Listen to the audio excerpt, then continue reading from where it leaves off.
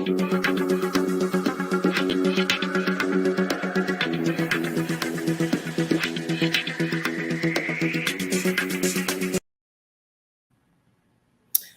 right. Hello, everyone. It is Beacon, and welcome back to my channel. I usually take my videos live because I don't like to do editing. So it does not bother me if no one is listening to my live because it is the same as me just recording a video to upload to YouTube. Now, first of all, I'd like to say thank you to all of my subscribers and those who watch my videos. I don't know what's wrong. What is wrong with my picture? Okay, anyway, neither here nor there. We still gonna go move on. Anyhow, like I said, thank you to all of my subscribers and those who watch my videos. As you can see by the title, yes, I am still sick of the repetitiveness of Princella, the Queenmaker. And I'm sorry, it is what it is, but as a YouTube creator, we have the freedom to make our content, address who we want to address, review facts, opinions, and statements. And so this is what I'm doing. This is what I like to do. So, anyway, right now, she is just very, very controversial on YouTube and TikTok and Facebook and Instagram and wherever she is. And the reason being, in my opinion, is that despite the fact that women are emotional, we get emotional before, during, and after our cycles. We have postpartum depression. We are crafty, sneaky, everything up under the sun, basically, that a man is. However, she feels the need to just point out the issues that are going on with men. And men will be the first to tell you, yeah, I got this problem. My mama was this, my daddy was that. This girl did this to me, that girl did that to me. They will take accountability. Hey, I don't take care of my kids. I got 10 baby mamas. I got, 16 kids, but it is what it is. But it is the women that like to sometimes be bullies and then run to the principal's office. And this is basically what her subscribers have done. They have done their dirty deeds in their relationships. They have dismissed every single thing that their man has done for them, married them, bought them clothes, ran out to CVS to get their tampons and pads, went out and got diapers and baby wipes for the babies, gave them money to get their hair and nails done, fed them, dated them, took them out, gave their mamas money, probably gave their sisters money, gave their whole family money, put their family, despite everything that man has done for them, they still find the need to complain because he did X, Y, and Z while I was doing, PRSQT, right? But they don't want to address what they've done. They just want to, like I said, bully and then run to Principal Princella's office. So anyway, what I want to do in this particular video, because I watched her live the other night, and yes, I listen, I watch, right? Because I want to know what's going on, what's being said. This is a very important topic for me because, I do have male children. And so I disagree with a lot of what she's saying about male children because she does not have any. You can't speak on what you don't have. You can't speak on what you haven't experienced. You really can't speak on what somebody told you because it's one-sided and people do not tell the truth. There is a reason that our men of all races behave the way they behave. Now, when you're speaking in terms of United States men, we are we have the freedom as mothers to do as we wish with our male children, right? In other countries, they have more constraints, they have more rules, they have more they have higher standards. In some countries, the son is greater than the mother, right?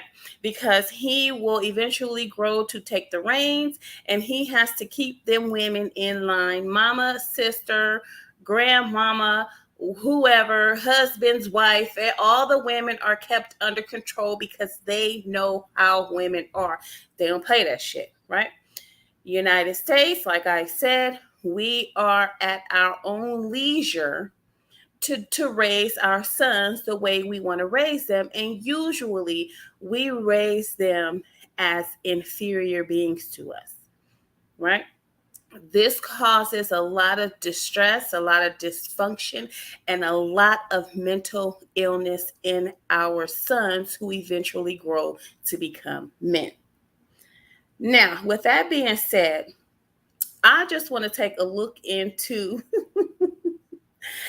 uh, Princella, right? Let's look at the person who has all these opinions and who who has this research, and she is just definite that these men are like this and all men are incapable of love and they don't love you. They want to use you and suck the earth dry and they want to do X, Y, and Z. In my opinion, she has some things going on that we need to address, right? Not to say that I'm the perfect person to do it.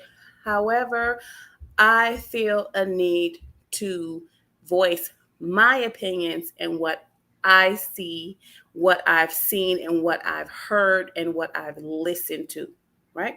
So, let's move on. 100%, 100%. Looking good battery talking to you so much. My phone feeling warm.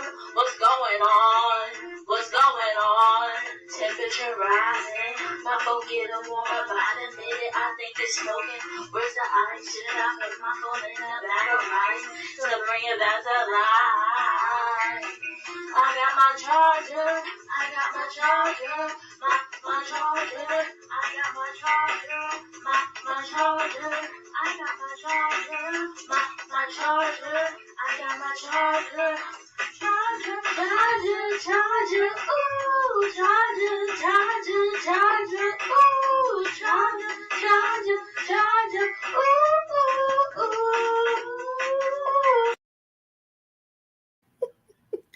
I love that, you guys. I can't help playing that.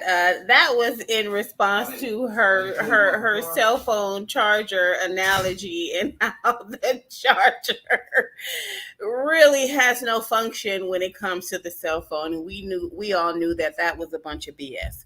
So anyway, I went back all the way back to a year ago to one of Princella's videos because when people claim that I'm a leader and I'm this and I'm that, we have a duty to do our due diligence to see if this person is telling us the truth, number one, and are they actually qualified for the position, what qualifies them for the position, and do they have their minds right? I mean, we've all gone through things in our history. And therefore, we need to know moving forward, how has those past issues affected you? Have you resolved them?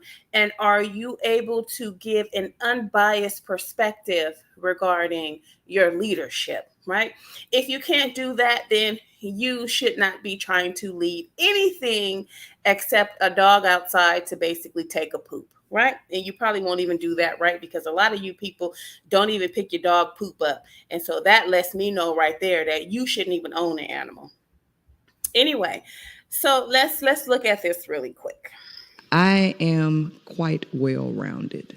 I have had my hands in some of everything.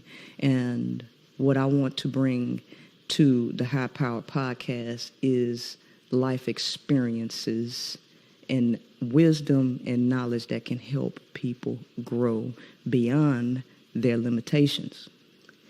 So, this is really what this is about. Not only am I an author, do I do music, do I write books? Do I draw poetry? I was also commissioned in the Army. I'm a commissioned officer in the Army in logistics. So I have a lot of life experiences that I'm looking to bring to the table, and I'm a certified project manager. Okay, so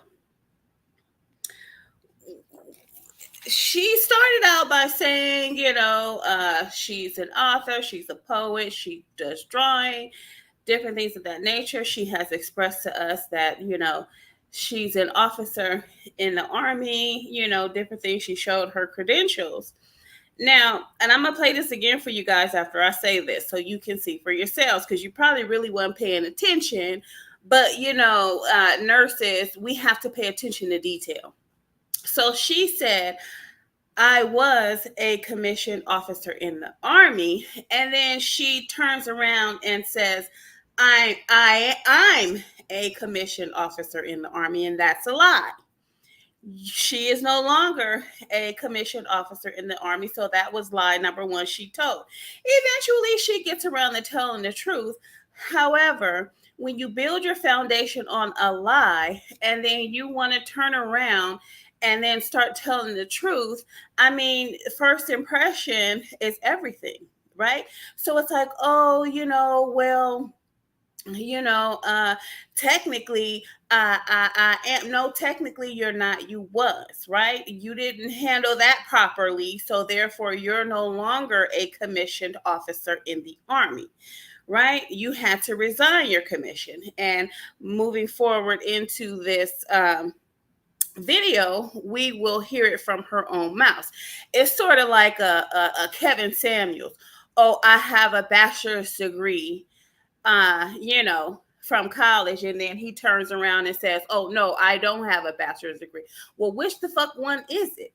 You understand what I'm saying? So we have to be careful when we have these people up in front of us and we're glorifying them, and their whole shit is based on lies, and now they want to turn around and start telling the truth because either they know they will be fact checked or they did it just to draw in people's attention. But for whatever the reason, you still a liar, right? Okay, and then she says, I'm a certified project manager. No, the fuck, you're not. You were a project manager, right? Oh, let me do this, and then my picture will come up. Oh, hallelujah, there we go. I knew it was me. Okay, so no, you're not a certified project manager. And let me show you guys why. Let's run it back. I am quite well rounded. I have had my hands in some of everything. And what I want to bring to the High Power podcast is life experiences and wisdom and knowledge that can help people grow beyond their limitations. So this is really what this is about. Not only am I an author, do I do music, do I write books, do I draw poetry. I was also commissioned in the Army. I'm a commissioned officer in the Army in logistics.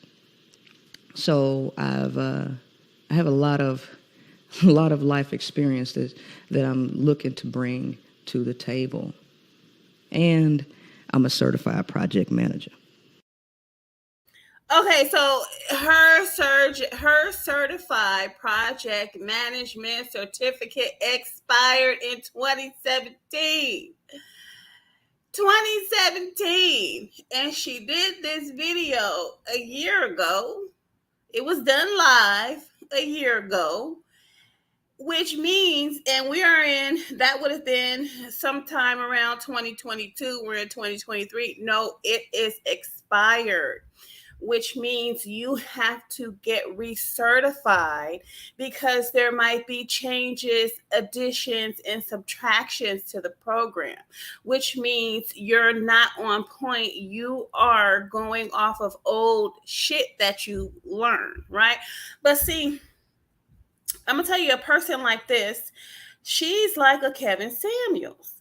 She knows that there is a whole group of butt fuck dummies out there who can barely read, who can barely write, who can barely spell, have ego issues, relationship issues, mental health issues, personal issues, issues out the wazoo.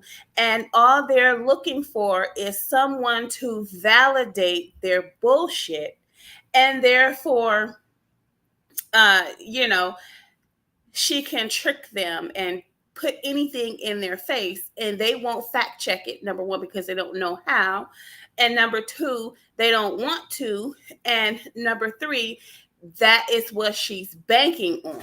So she banks on the fact that people do not do their research. There's only a small number of us who do our research, especially when it comes to a person presenting themselves as a leader of a group of people, right?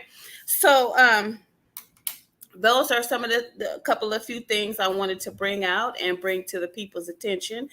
And because it's important that when you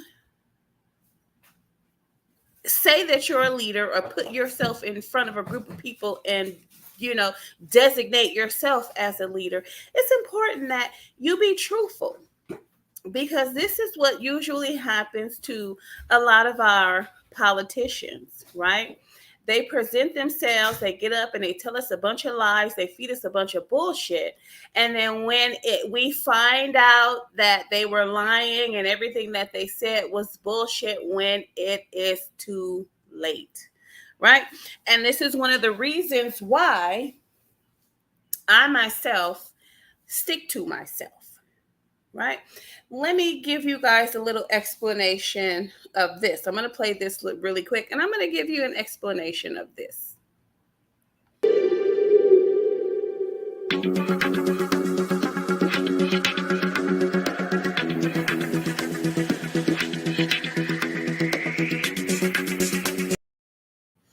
That is Knight Rider.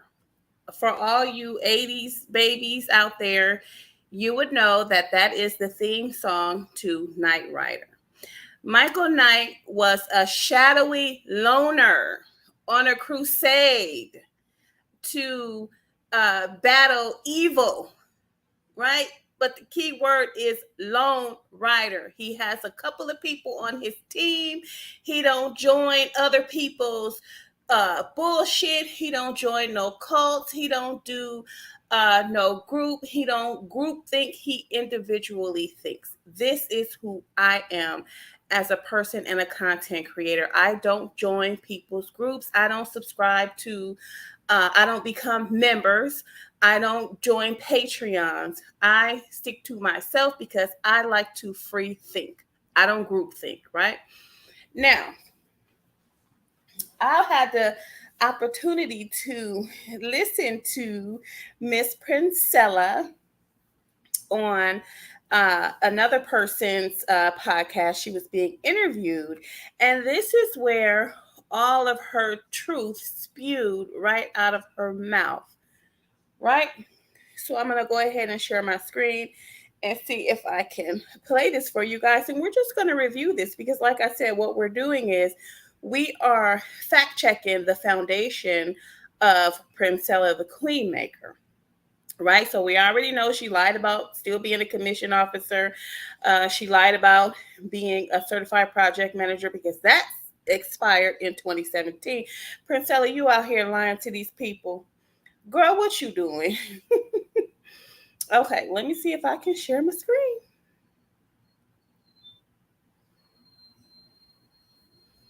Let me see. Window. Hmm. Oh, yeah, here we go, right here. Okay, share. And we are going to look at this. So she did this interview with J.R. Wisdom, and she was just pouring her heart and soul out. You see, a lot of times all you have to do is allow a person to talk, and the truth will reveal itself. And they don't even know, they don't even remember the lies they told. That's why they say if you tell the truth, you don't have to remember a lie, right? So here we go. Oh, let me mute myself.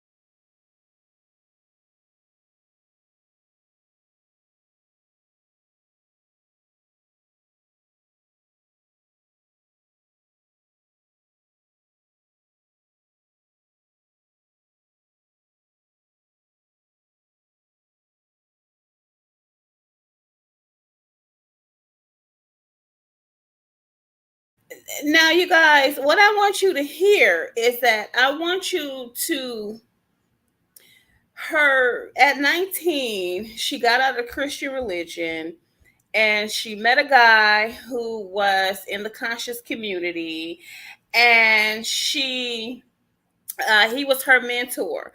You will notice that with listening to this J.R. Wisdom's interview with her, you will notice that every time she had an issue, it was never with a woman, it was always with a man. It's like, Princella, baby girl, the disdain you have for men, back in the day, you sure looked to them a lot for your needs and for help. I mean, what's up? What's up with that, boo boo?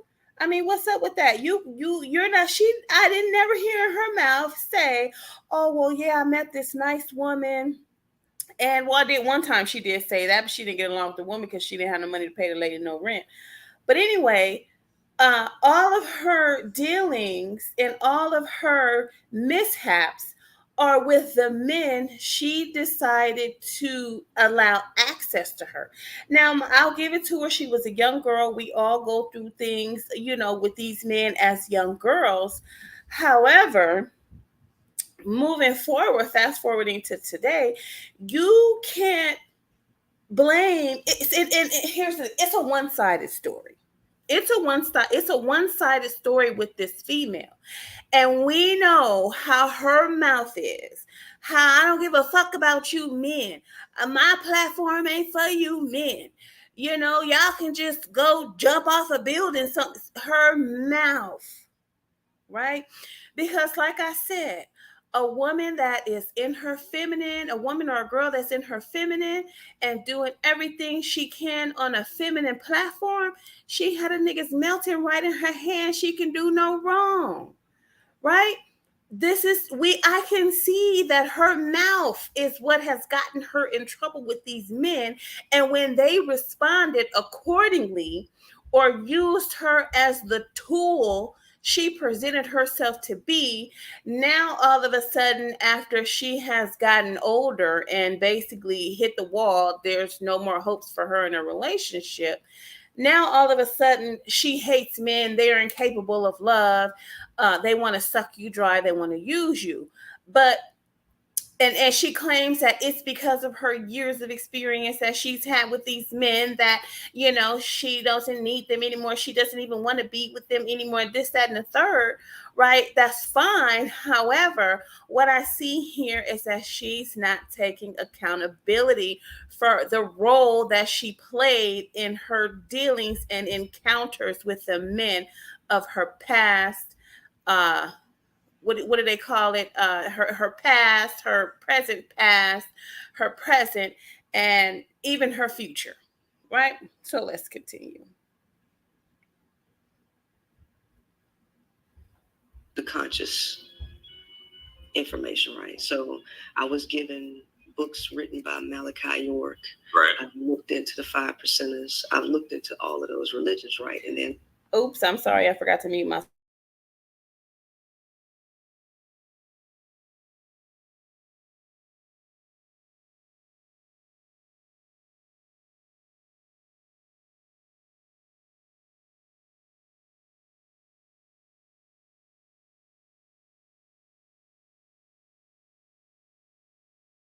Okay, so now we don't have a time frame. The guy from the conscious community, they ended up having a falling out, and then she met a dude from the Nation of Islam. Right? I'm saying to myself, like, girlfriend, at 19, I was in nursing school. What happened to school? Out of all this shit she's talking about, what happened to school? Now I know she was in the military, but the military got nursing school too. There's a lot of people, there's a lot of military nurses I come in contact with, got their RN in the military and, service the military in that fashion. There are, I know, I have a coworker, she was in the Navy, and after she got out of the Navy, they paid her way through nursing school, right? They have done so much for this girl, for this woman out of the Navy. She got all her benefits. She got what the fuck is going on here? It's like it's as if you can't win for losing with this female, right? She does not want to take accountability for her actions, and it's probably because she fucked up her life, right? I am one to always say, if you do right, you can't go wrong. If you have it in your mind, body, and soul that when you wake up every day, you are going to try to be the best, do the best, and treat people the best, which means doing what's right, you pretty much have a wonderful day. Some you're gonna run into some butt fucks, you know what I'm saying, but everything is not gonna be 100% perfect when you leave your home. But then you deal with those people accordingly. But some may right. This female, it seemed like she doing a little male jumping too soon. It's too soon, honey, too soon. And why? Because she needed help. And it's not here that she was looking to women for help. She was looking to men for help, right? I don't know what it was in her mind. I don't know who it was that, told her that the men perspective will help her. I don't know what it was, but every time she needed help, she was scraggling along down the goddamn street. It was a nigga that helped her. What's up with that? You can't give them their credit for even dealing with you because you should. Anyway, moving right along, as the mayor would say. that I'm learning some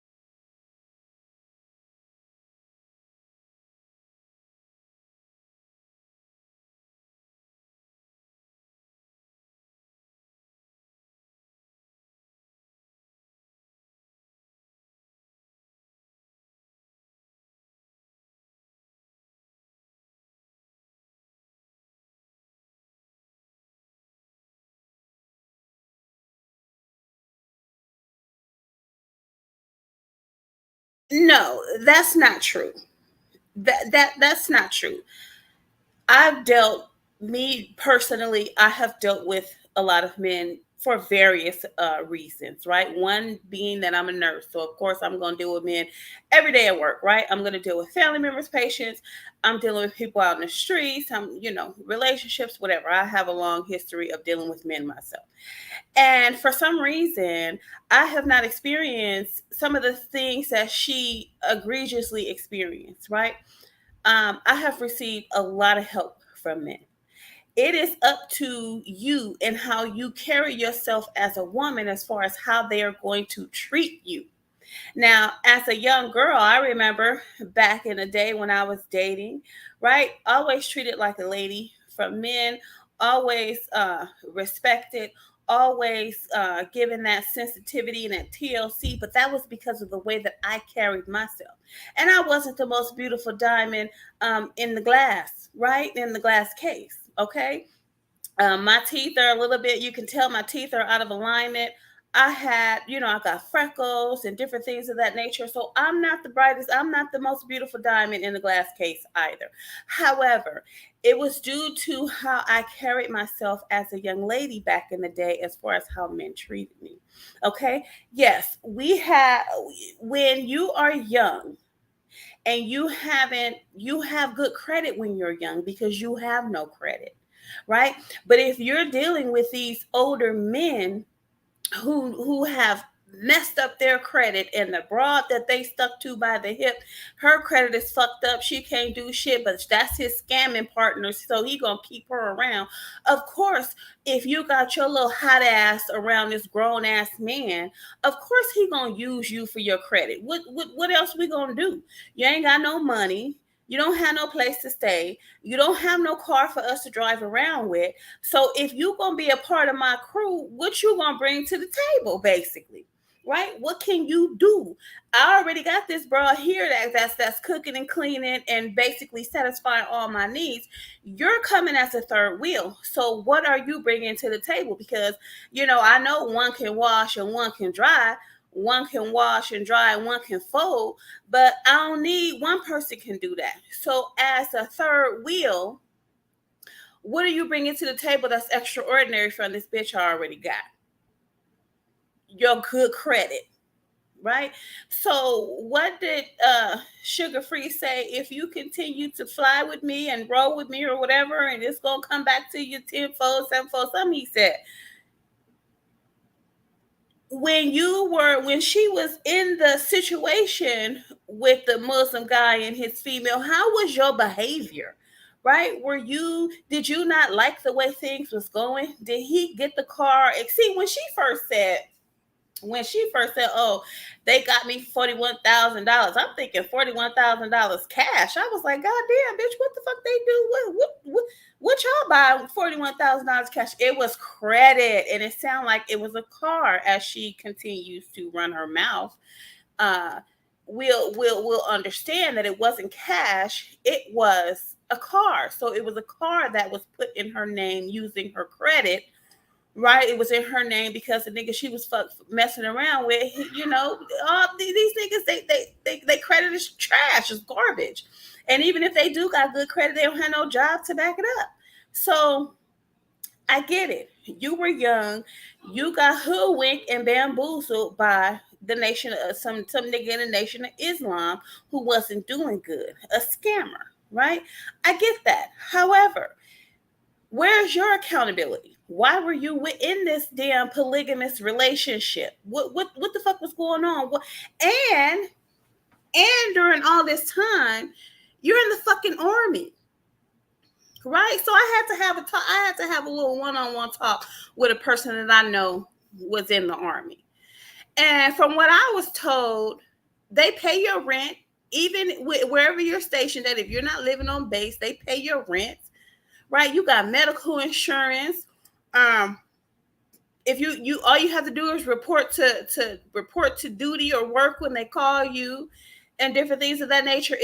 You're not at work every single day if you're not working full time. If you just get called in, or you have your days that you're supposed to report to work, right? So She had too much motherfucking free time on her hands, and she should have had her little hot ass on base, living on base, doing the army differently, and things probably would have turned out differently for her. But anyway, I digress. Let's continue.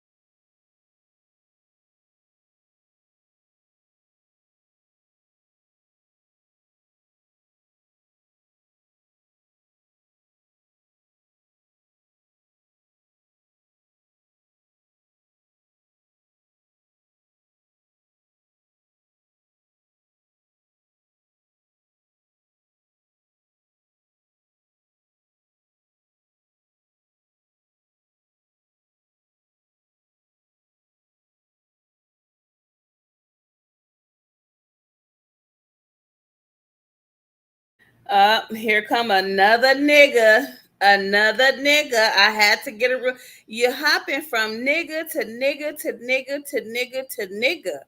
And you think you're not about to have these problems? Because these men are looking at you like, what nigga did you just come from? I mean, it's your behavior, sweetheart. It's your behavior. And I understand that, you didn't have a perfect childhood. None of us did. I understand you didn't have the correction, instruction, and guidance that you needed as a young girl. I understand all that, right? I understand that as a young girl not having support, which is what she's gonna get into. You didn't have no support, so you basically out there on your own. However, there should be something clicking in your mind telling you that these men, I mean, after the third nigga, she should have been like, I'm gonna find me a bitch. I don't know. I'm gonna go to a shelter, but no, she was too bougie for a shelter. Um, which I feel I'm kind of saying to myself, like, if you're in the army and the army will pay your rent, if the army will, they got a base for you to live on. Like, what kind of army was you in? Like, I mean, I don't get it. After boot camp, right? You get stationed somewhere, and you're still a part of the army. You still work for them. You still report for duty. You still report for necessary functions that you have to attend. Like, so what the fuck were you? What was going on? Like, what was the use of enlisting in the army and being in the army as an 18-year-old? And at 19, 20, 21, 22, 23, you having all these fucking issues with home, with having a place to stay, with having money, with having support. The army was supposed to be your support system. So I'm just saying, like, this is a fucking one-sided story, and this bitch is not telling the truth. You can't be telling the truth. You can't. You can't. You're skipping over a lot of shit. You didn't do things the way you were supposed to do. You weren't learning from your mistakes, which means you're retarded, right? Because it seems like you keep doing the same bullshit over and over and over and over again, expecting a different outcome, which makes you fucking insane. I mean, I'm just saying, like I'm saying, this is your leader. This is your leader. Oh, oh, you guys can't hear. Okay, I might have to. Uh,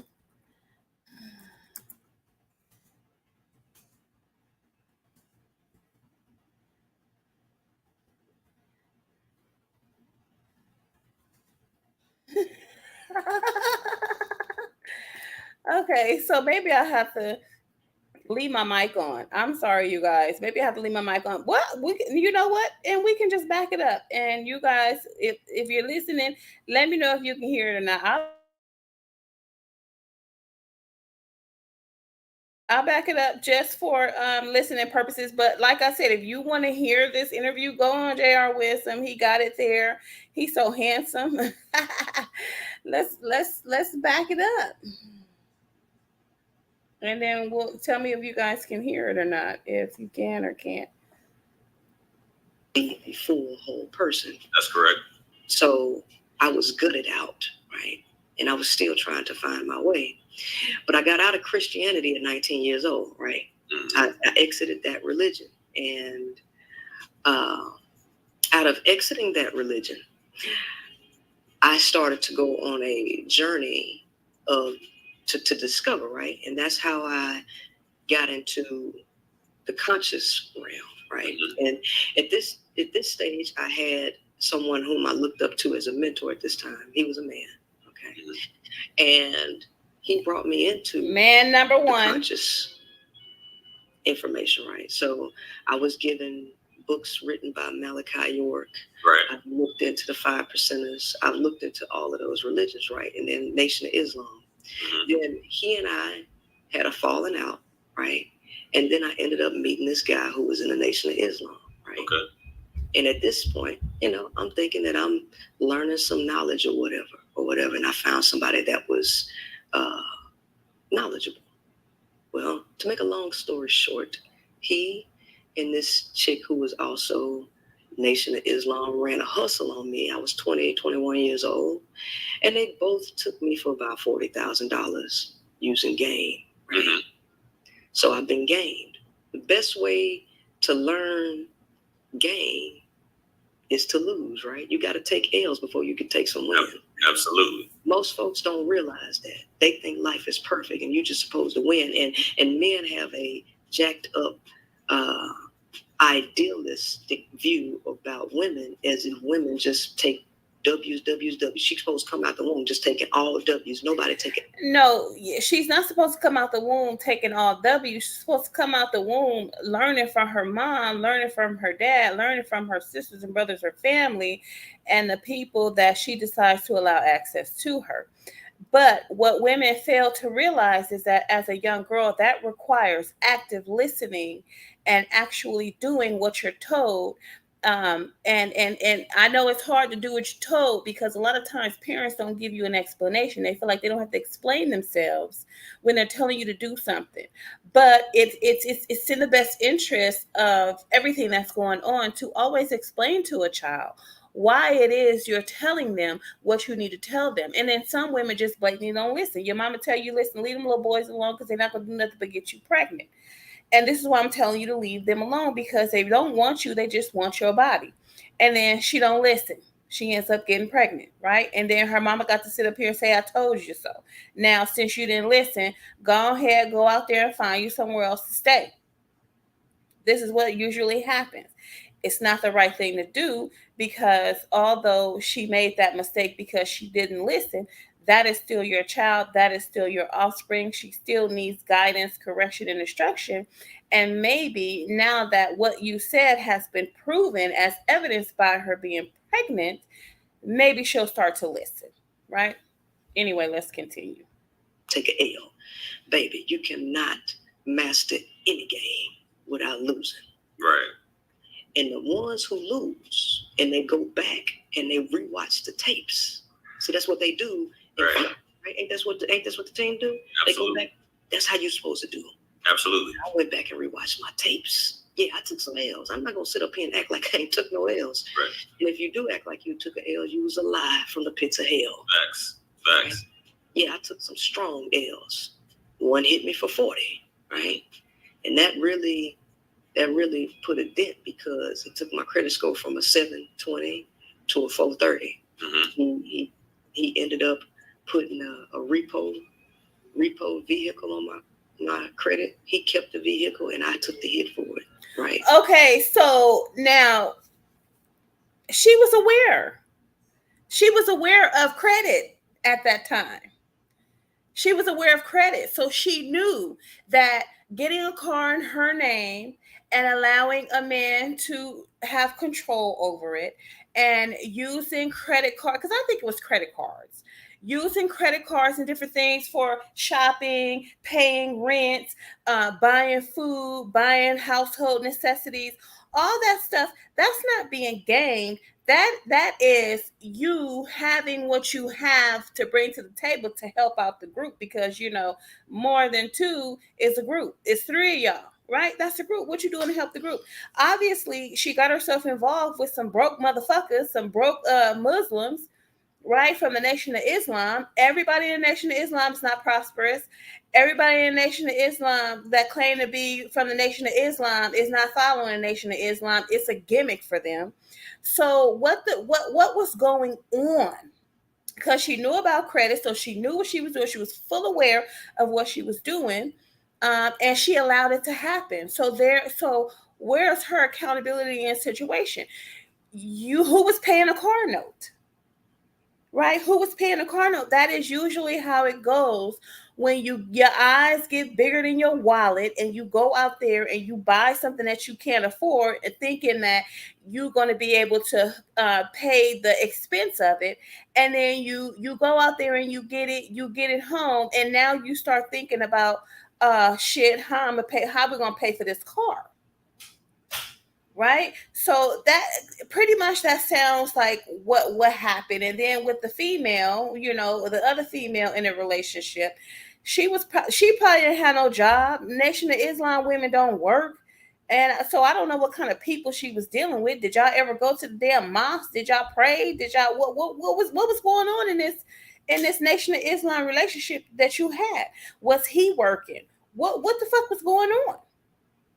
Right? So she was fully aware of what she was doing, and she just wants to place the blame on somebody else and not accept her part in what was going on. Soon as the motherfucker said, we're gonna use your credit to get a car, she should have said, nope, I will see y'all later. Right? Oops, nope, goodbye. Soon as the bitch was like, oh yeah, I want to take the credit card because I know, oop, see you later. Boop. Boop, boop. How boy do it? Boop, boop, boop, boop, boop. Not even. See you later. See you. Wouldn't want to be here. Right? But since she had a need and she was using them to fulfill her needs, she had to go along with the game. You see, you can't pull the wool over a free thinker's eyes, a person who is actually well-rounded and actually knows what's going on in society and know the games that men are playing. Women play the same game. You can't sit here and blame men for playing game and then not hold women accountable for playing their game, but then being mad because the niggas played the games better than the bitches. That says step y'all game up. And what did females do? They started stepping their games up, as evidenced by Kim Kardashian, as evidenced by all these women who are making these high value, high earning athletes, singers, and different things of that nature, pay spousal support, child support, getting half of they fucking retirement plans and shit. Like, they step their game up. Black women, y'all the only ones who have failed to step your game up. So how is that the black man's fault? If you spent more time actively listening instead of running your dick suckers, you would probably learn something. You would probably learn how to play the game a little bit better. Anyway, let's continue.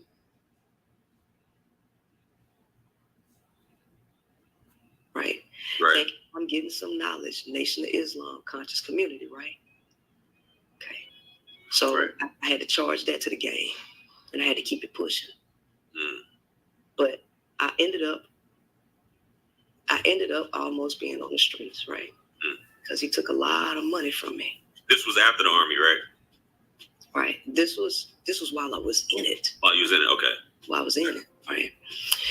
And I had to get a roommate, right, to kind of help, right. And this roommate wanted to do a business, right. A lot. I picked the software engineering program because they pay very well. It's a fast-paced industry. The boot camp allowed me. Oh, that is a lot so of guys tacky. need women to help them with a vision. Yeah. They do, right? So right. she just sat here and said a lot of guys need women to help them with a vision. Girl, you needed that motherfucker to help you with your vision of paying rent. So you see how it's so one side. Oh, he used me. He did this to me. He did that to me. But you're not telling the fact that you had needs you was trying to get met too. So she make it seem like somebody just picked her out the goddamn garden of flowers and said, "Oh, I'm gonna use this." Okay, and even if you do pick somebody out the garden of flowers, what the fuck do they need? Fucking water and sunlight. So that flower still needs something, even though the person picked them out the fucking garden. So while she's sitting here saying, men always need women to help them fulfill their vision, she needed that nigga to help her fulfill her vision of paying rent, like I just said. So what about that, Princella? What about that? Every time you had an encounter with a man, you always claim that he used you for something, when your whole purpose for getting with the man was because you needed something. You needed help with finances. You needed help with a place to stay. So what's up with that? It's always the man's fault. And see, that's why I said you have to make sure you're getting both sides of the coin. I can pretty much see both sides of the coin while she running her mouth and talking about he did this to me, he did that to me. But when you're a free thinker, you start to think like, well, damn, what made her come in contact with these niggas in the first place? Because she had a need and she knew that it was easier to open her legs to get what she want from a man than it was to get what she needed from a woman. Because dealing with a woman, the woman is going to make you pay some fucking bills like she would make a man pay, or she going to make you babysit some kids like a woman does, right? She going to make you clean up like a woman does, and she not going to let you run no men in and out of her house. So she preferred to open her legs to get what she need from men than to keep her legs closed and work in conjunction with a woman. Girl, bye.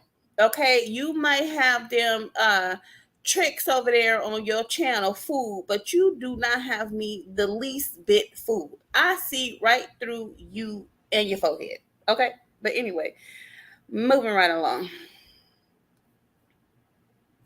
You're right. Yeah.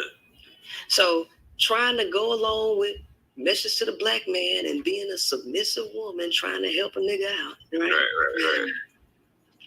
I started putting a business plan together for this guy, doing all of that. And guess what happened? He started getting jealous of me because he felt that what I was doing shined negatively on his own self-image. And he started getting jealous and aggressive because I was putting all the stuff, and he felt like he needed me too much. So no, that's bullshit. I'm gonna tell you what happened. What happened was she took over putting the business together. She was not asking for his input. She was not staying humble with what she was doing. She felt like, oh, he needs me. I'm smarter than him.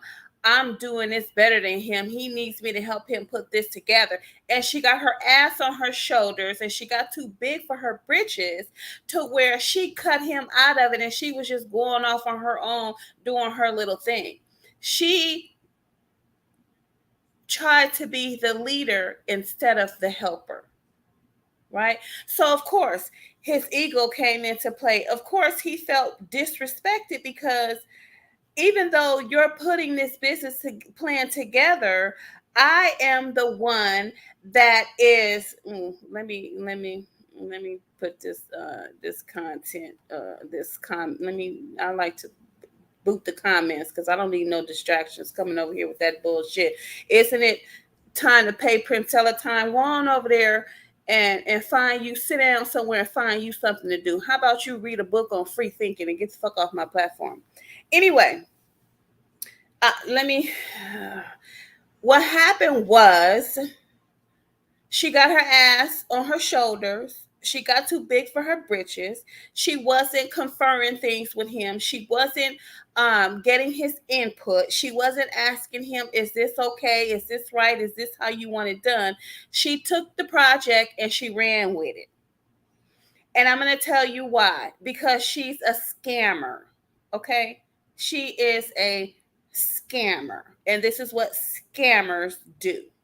Okay? Anyway, moving right along. And so he felt like he needed to humble me. So he would get into an argue. He wanted to argue with me, and I'm not the person that's going to argue with him. But I walk away from arguments. Let me tell you something. Men don't like that. Men want to be the ones to cut the stuff short because they want to keep that. See, she was so far into her attitude. She was so far into her. And don't think of Princella now. Think of her back when she was an old bobblehead, right? Because I remember how I was when I was younger, right? Think of her as an old young bobblehead. You know what I'm saying? You don't know how to spell sperm and shit yet or whatever. Coming from boot camp and all these types of things and thinking like she know everything and she can handle everything and she doing what men are doing because she in the army and shit like that. Think of her with that kind of attitude and then add her mouth to it, right? Because as a young girl, we're mouthier than we are as older women. Some of the things we hold back now and we won't say and different things of that nature. But think about her high-headed little hot twat, running her mouth, thinking she's running everything, thinking she's better than men because she's doing what men do and thinking that people need her when in all actuality the reason why she was in contact with these men was because she needed them, right? Free think, okay? um yeah, and he just basically got tired of her bullshit. Like, I'm stuck in this fucking apartment with this bitch, and her mouth is going 100 miles a minute. She thinks she better than me. Yeah, bitch, it's time for a little bit of humbling, right? Especially when I know the only reason why you here with me is because you needed a fucking roommate, right? He probably could have found some other bitch to live and move in with, but instead he chose to help your dusty ass. But we don't look at it like that, do we, Princella? We don't look at it like that, right? Everything is, oh, he did this to me, he did that to me, and yet and still, even though you were winding them tapes, or you were winding your part, you were winding his part, or you were winding your part.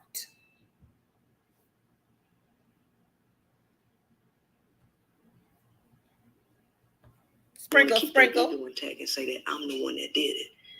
They don't like when a woman walk away from them. So I walked away and I went and locked myself in the room. He broke in my room and he choked me and pushed me up against the wall, and it was really loud. And the people upstairs called the police and asked me, was I gonna press charges on him? Right. Mm-hmm. But this is all in my early 20s. Now, see, here's the thing with that. She was like, I walked away.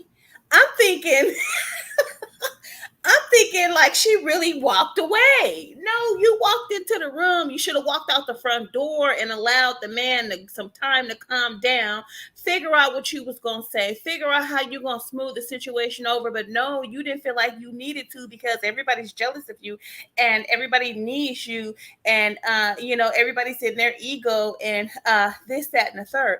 No, you stayed in the house with the nigga you just pissed off. That was stupid.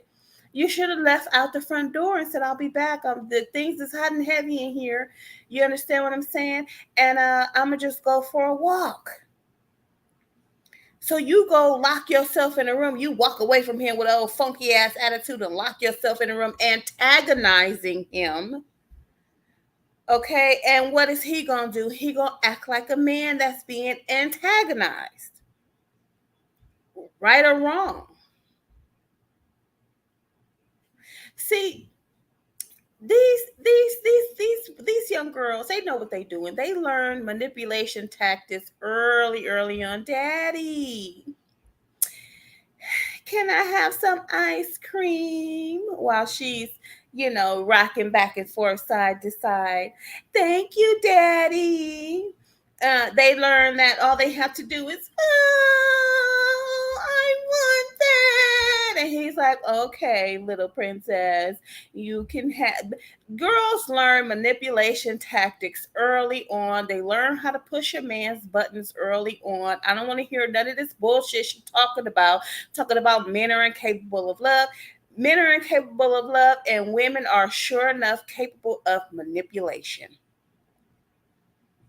And a lot of times, their manipulation tactics backfire because of uh, the man not being capable of love. He see right through that bullshit. He ain't got no feelings in those areas for your manipulation because you're not his daughter, you're not his mama, you're not his sister, you're not his cousin, you're of no relation to him. So when you come to him with the manipulation tactics, he gonna put you in check like the bitch he feel you are. The non-family member he feels you are. This bitch trying to play me. I'm the nigga in a relationship. She better hold the fuck up. But no, you stormed off with your little attitude. You probably slammed the door and locked it, which antagonized him and made him come in there and bust that motherfucker down and do something wrong to you. And now you want to run to now the students in the apartment building, they listening to all this. And now it's woe is me. Look at what he did to me.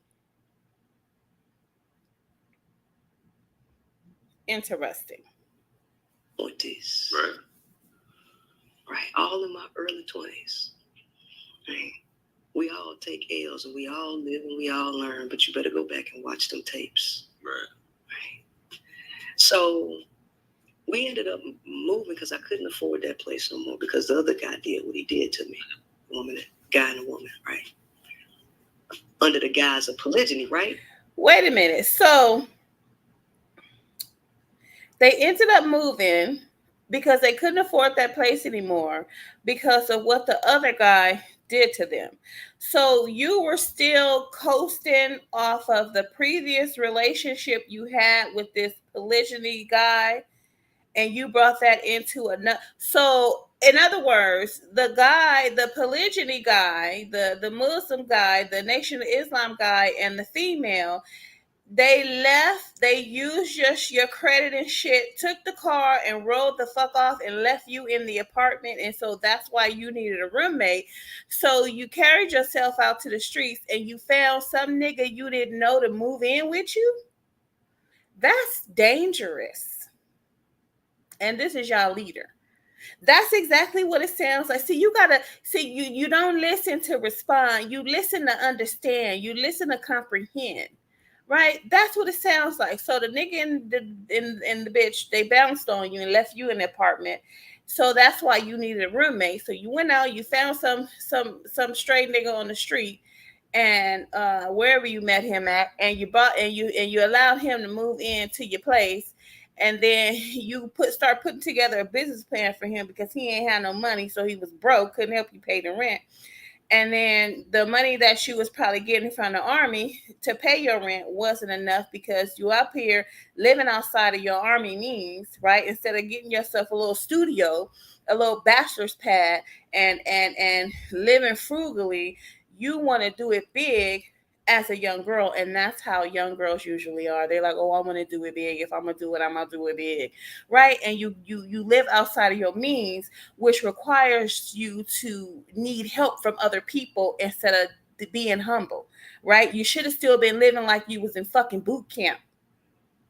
Your little bachelor pad where you just got the living room, the dining room is in your living room, the kitchen is in your living room, and then you got the bathroom and the closet. That's how you probably should have still been living, and you probably would have been doing fine. Like, I don't know what the fuck she was out here doing. You in the army and you fucking up like this, and you need help like this, and you need support like this. You ain't where was your army brothers and sisters? You were supposed to have some army brothers and sisters. I'd have took my fat ass and start and well, I probably would have been fat. I wasn't fat back then, but I'd have took my hot ass and I would have went and lived on base. No kids, no husband, no nothing. You can find you a husband in the girl. Listen, I'm not about to play with Princella. You listen. No, no. Right? Okay. You're calm, right? Okay. Right? All right. Which ain't nothing but a hustle when you got the man trying to run that. Okay. So he tried to put his hands on me again. And so I was like, look, I'm not finna deal with this. So I called my commander at the time. And I say, look, I'm in an abusive situation and I got to get out of this. I need you to do me a favor. I need you to verify and vouch for me that I'm going to have some PCS orders, because this property manager ain't going to let me out of the apartment without some PCS orders. Mm-hmm. She don't want me to leave, but I got to leave this. And he was like, after I told him the situation, I did leave. He said I would, I vouch for you. Right. I tell the people. Okay, so wait a minute. So yeah, so the place that she was at, the lease was in her name. That's why the Nation of Islam dude and his broad was able to just bounce and leave her there. She had to stay there because, you know, she was under a lease and she couldn't break the lease. So then she went and found some scraggly ass nigga to come stay with her, thinking he was gonna help her pay the bills, and he was gonna be good to her when she picked him up off the goddamn street. He ain't had no respect for you, number one, because you picked him up off the damn street. You picked a nigga, you decided to help a nigga instead of finding you a woman with a child that got a job, or a single woman to come in and be a roommate. You got an issue with women, boo. This is what I'm seeing, and this is what I'm saying. This is your leader. This female had a severe issue with women, because any young smart girl would know, especially after being in boot camp, especially hearing all the things that happen to women in the army and different things of that nature. You would think that she would be going out to find women that they could help each other. So now, after you done fucked up all your relationships with all the niggas, now you want to jump on the women's side after you had some type of disdain for women. I don't know what it was, right? But you chose, instead of to go out and find a woman that would not have been putting her hands on you, or that would have not been in her ego, would have been appreciative that you decided to help her. You run out there to niggas. And then they looking at you. See, what women don't understand is that when you out there and you encircle yourself around men, or you out there and you're meeting and dating men, they're looking at you. They're asking themselves questions, and they're going to their friends and they're asking their friends questions about you. They're saying, dude, I met this female and she seemed cool. She got an apartment by herself, but she want me to move in with her. Well, she wants you to move in with her. Yeah. She can't afford the rent by herself and she need a roommate. And then he starts saying, where her peeps at? Oh no, she told me, she ain't really got no support out here. So, she just, she need me to so and such. And he like, word, he's probably like, I don't know, they're asking about you. They're looking at you. They're looking at your movement. They're looking at how you talk. They're looking at how you're doing things. And so they're going to use you for whatever it is they feel they can get out of you, because they've already come to a judgment of you. And then, to add insult to injury, you have the audacity to not be appreciative of this man coming into your home to help you pay your bills. you needed to be humbled. He needed to humble you. There was more than one way he could have humbled you. I don't think he should have tried to humble you by putting his hands on you. I think he should have left your ass in that fucking apartment by yourself. Right? But he probably got a little too comfortable, and thinking that, he gonna manhandle you versus just leaving. A man would have just bounced on your ass. Okay, bitch, you got all this motherfucking attitude. Okay, well, pay this goddamn fucking rent by yourself. Bye, bitch. Period.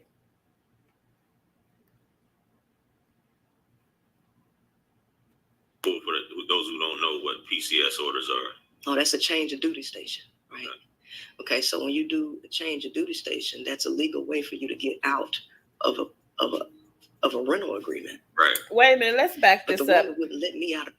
Now tell the people, for those who don't know what PCS orders are. Oh, that's a change of duty station, right?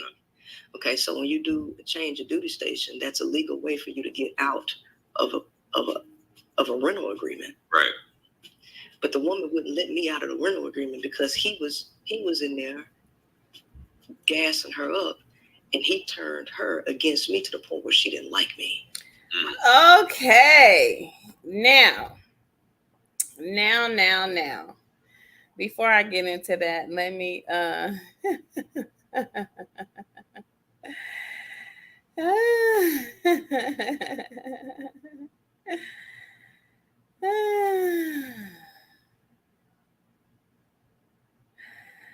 I'm just looking at this. I'm just looking at this chat really quick. Okay, so not only was she not willing to be accountable for her own bullshit, she tried to drag her army commanders in her bullshit. Like I said, you needed some help. You fucked up, and now you want motherfuckers to put a cape on to help your sorry ass because of your poor decision making. So luckily you fucked up like you did, because you would have got another motherfucker in trouble behind your bullshit when you should have had your raggedy ass on base anyway, if it was possible. Right? You should have had your ass living inside of your means, right? So you just sat here and proved that you are a scammer. And like I said, you had a problem with women. How do you not establish some type of connection and relationship with your fucking apartment manager? Even if it's just a hi and bye, right? Even if it's just a hi and bye, you go to pay your rent, you have a little conversation. You be respectful. If they sit, different thing. If it's at all possible. Now, if the bitch is just a fucking butthole, then it's impossible. However, if you establish your own bonds and relationships with people and you get to know people, somebody can't come behind you and tell them about you, because they're going to be like, oh no, they're going to say, oh no, you just jealous of her because she's a very, very sweet young girl. She comes in here all the time. She's respectful. She speaks, she keeps her environment around her apartment clean. You understand what I'm saying? You are supposed to build those relationships with people in your life that matter, that can affect you. Right? And in failing to do so, you leave it open for other people to come and taint a relationship that you haven't even established with the person yet. And that's exactly what he did. That's why I said you have a problem with women. Because if I was you, the type of person that you are, you were supposed to have your smiling ass up in everybody's face, making friends with everybody, right? There's a time to kiss ass, right? I even know that there's a time to kiss ass. I'll be the first one to say, I don't kiss no ass. Girl, I will kiss ass to the end of fucking time if it's going to keep my shit copacetic. Okay? Right? But don't put yourself in so many different situations where you got to kiss a whole lot of ass. Kiss one or two asses. You know what I'm saying? Kiss the important asses. Everybody else can go fuck themselves. That apartment manager, that was an important ass to kiss. You should have been in there dropping the bitch off flowers and chocolate and fucking cards and shit. right? You should have been making it an extra point to go in there and say, hi, bitch, you's a problem. You had a problem with the Nation of Islam nigga and his bitch, right? Now you got a problem with this nigga, right? You should have established that bond with your apartment manager, whoever the fuck she was, so that nobody could come behind you and tell them shit about Princella. But nothing is your fault. It's his fault that your fucking apartment manager, who you signed a fucking lease with, don't like you. It's his fault. No, that's your fault. Anyway, let's see here's the thing. I'm gonna address this little chat really quick. First of all, I appreciate you guys sitting here listening, right? But if you would have um been here at the beginning, you would know that whenever you have someone that claims that they're your leader, they are under scrutiny, right? And when you have to look into them, because who the fuck are you following and where the fuck are they leading you, right? Are they biased? Are they unbiased? Right? Are they a liar? Are they a scammer? Right? You I mean, don't you want to know? Right? Don't you want to know? And then here's my thing. I had a few of her subscribers come onto my channel, and she really knows what she's talking about, and you should come on over here and join us. Okay, not until I evaluate who the fuck it is trying to be my fucking leader, or who you want me that who or who you want to be my leader. And furthermore, how the fuck you gonna come over to my goddamn page and tell me who I should follow? And you don't even know me from a fucking hole in the wall.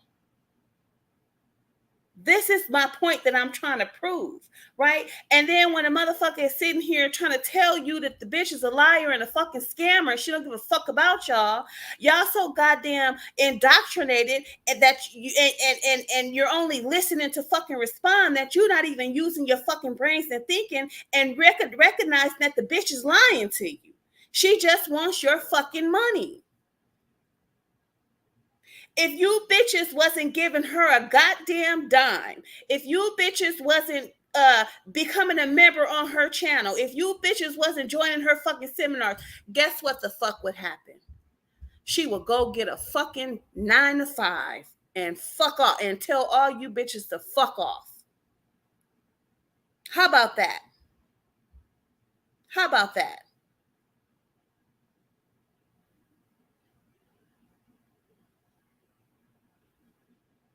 So you got the right one.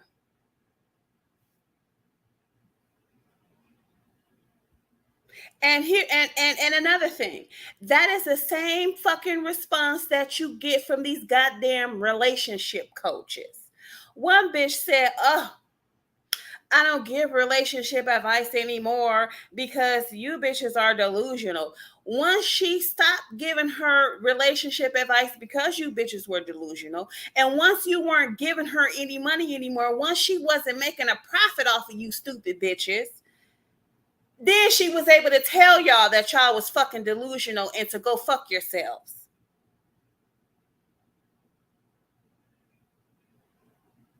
So you're not fucking listening. So don't I appreciate you guys listening and being over here, and I even appreciate your comments. But don't tell me that integrity is not your strong point. No, integrity is my strong point, because I'm evaluating the integrity of a woman that got y'all fucking minds and y'all motherfucking pocketbooks. And I'm not the one to sit here and watch. And I don't want none of you bitches. I don't want none of you bitches to be able to say, "I want nobody saying nothing.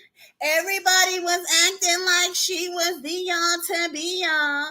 We didn't. Nobody told us we was getting scammed." Yes, the code told you. The B code told you. Because like I said, if y'all wasn't giving her a goddamn red cent, she would be like, fuck YouTube. I ain't making no money off this bitch. I got to go get a goddamn job. I got a daughter to feed. I got rent to pay.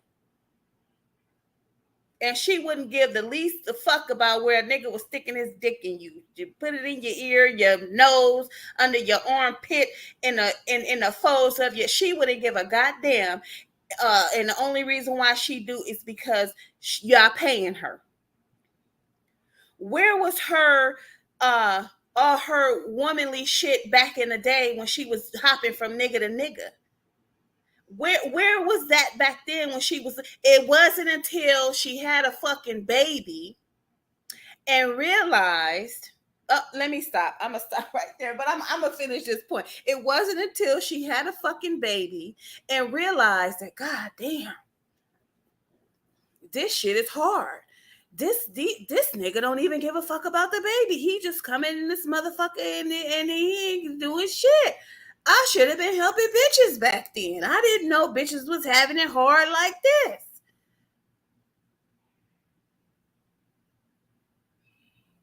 Right? Now all of a sudden, after she done jumped from dick to dick and recognized that they not gonna put up with her bullshit, now she gonna go to some bitches that she know is gonna put up with her bullshit because she done found a way to scam you hoes, and that's all. And y'all stupid. And I apologize for speaking to y'all like that, but y'all don't understand bougie talk.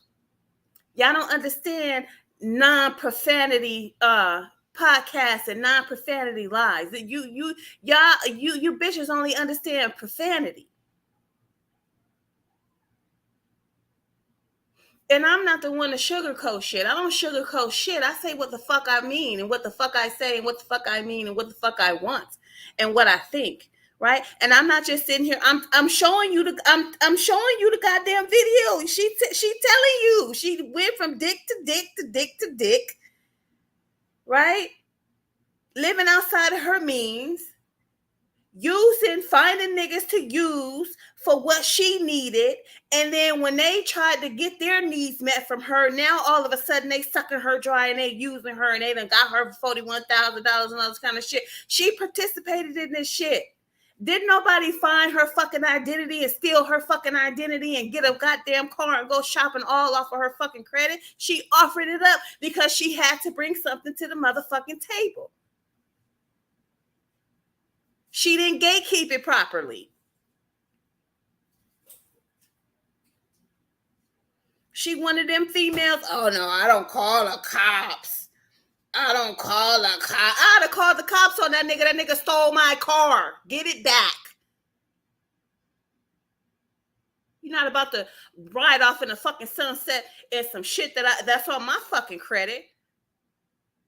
And then a nigga in the room choking you and shit, and you don't want to press charge. Girl, bye. Goodbye. Yeah, I want to press charges on this motherfucker. He put his hands on me.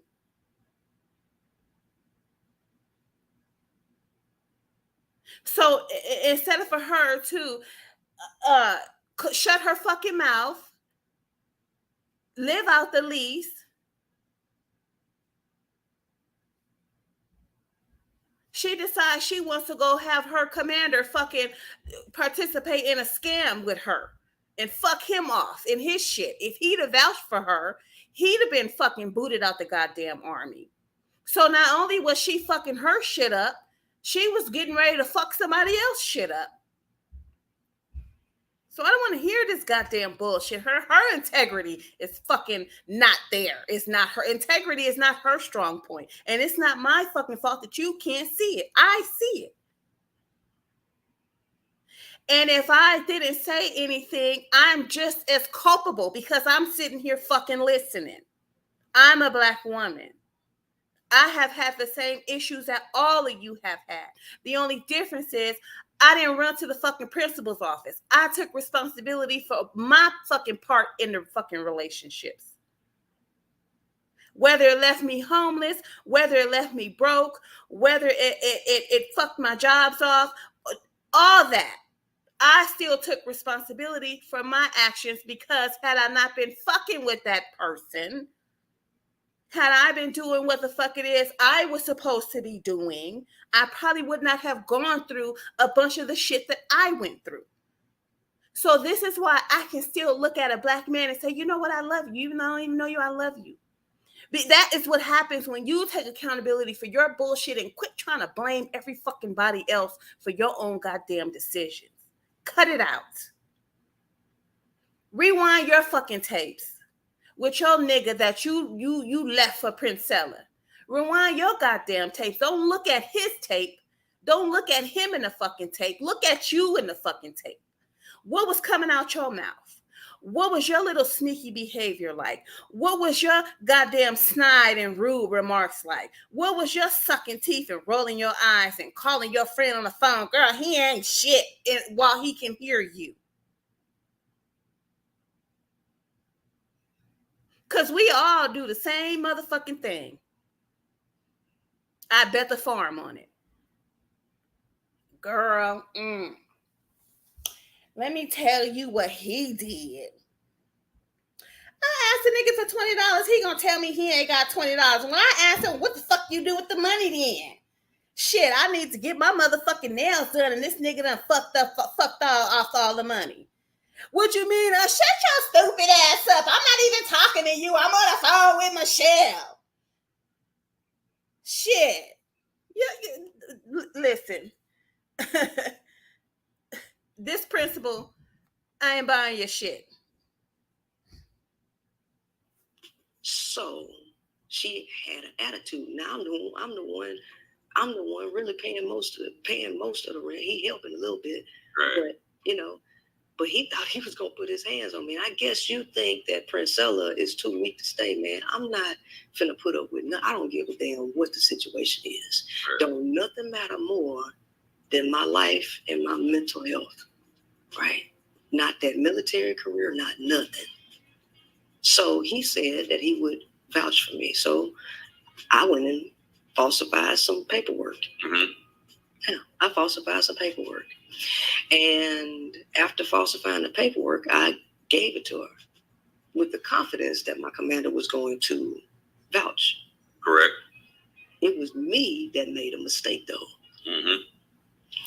I did everything right except I put the wrong information down at the bottom.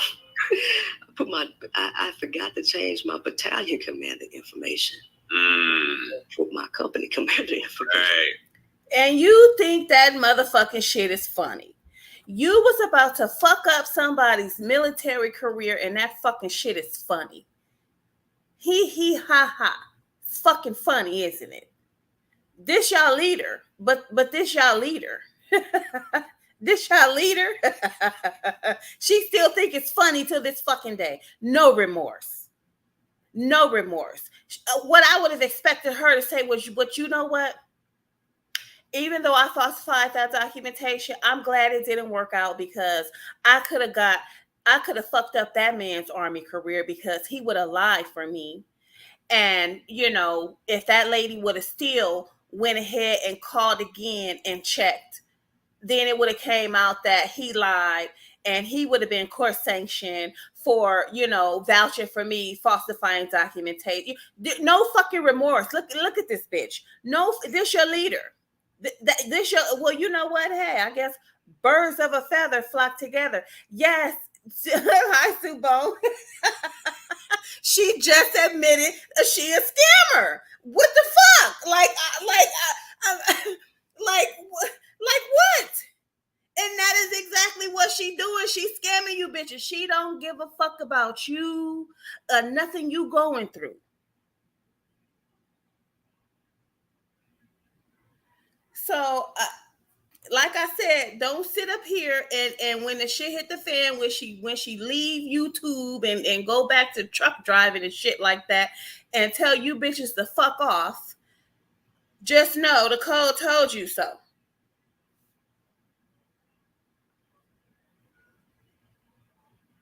Right.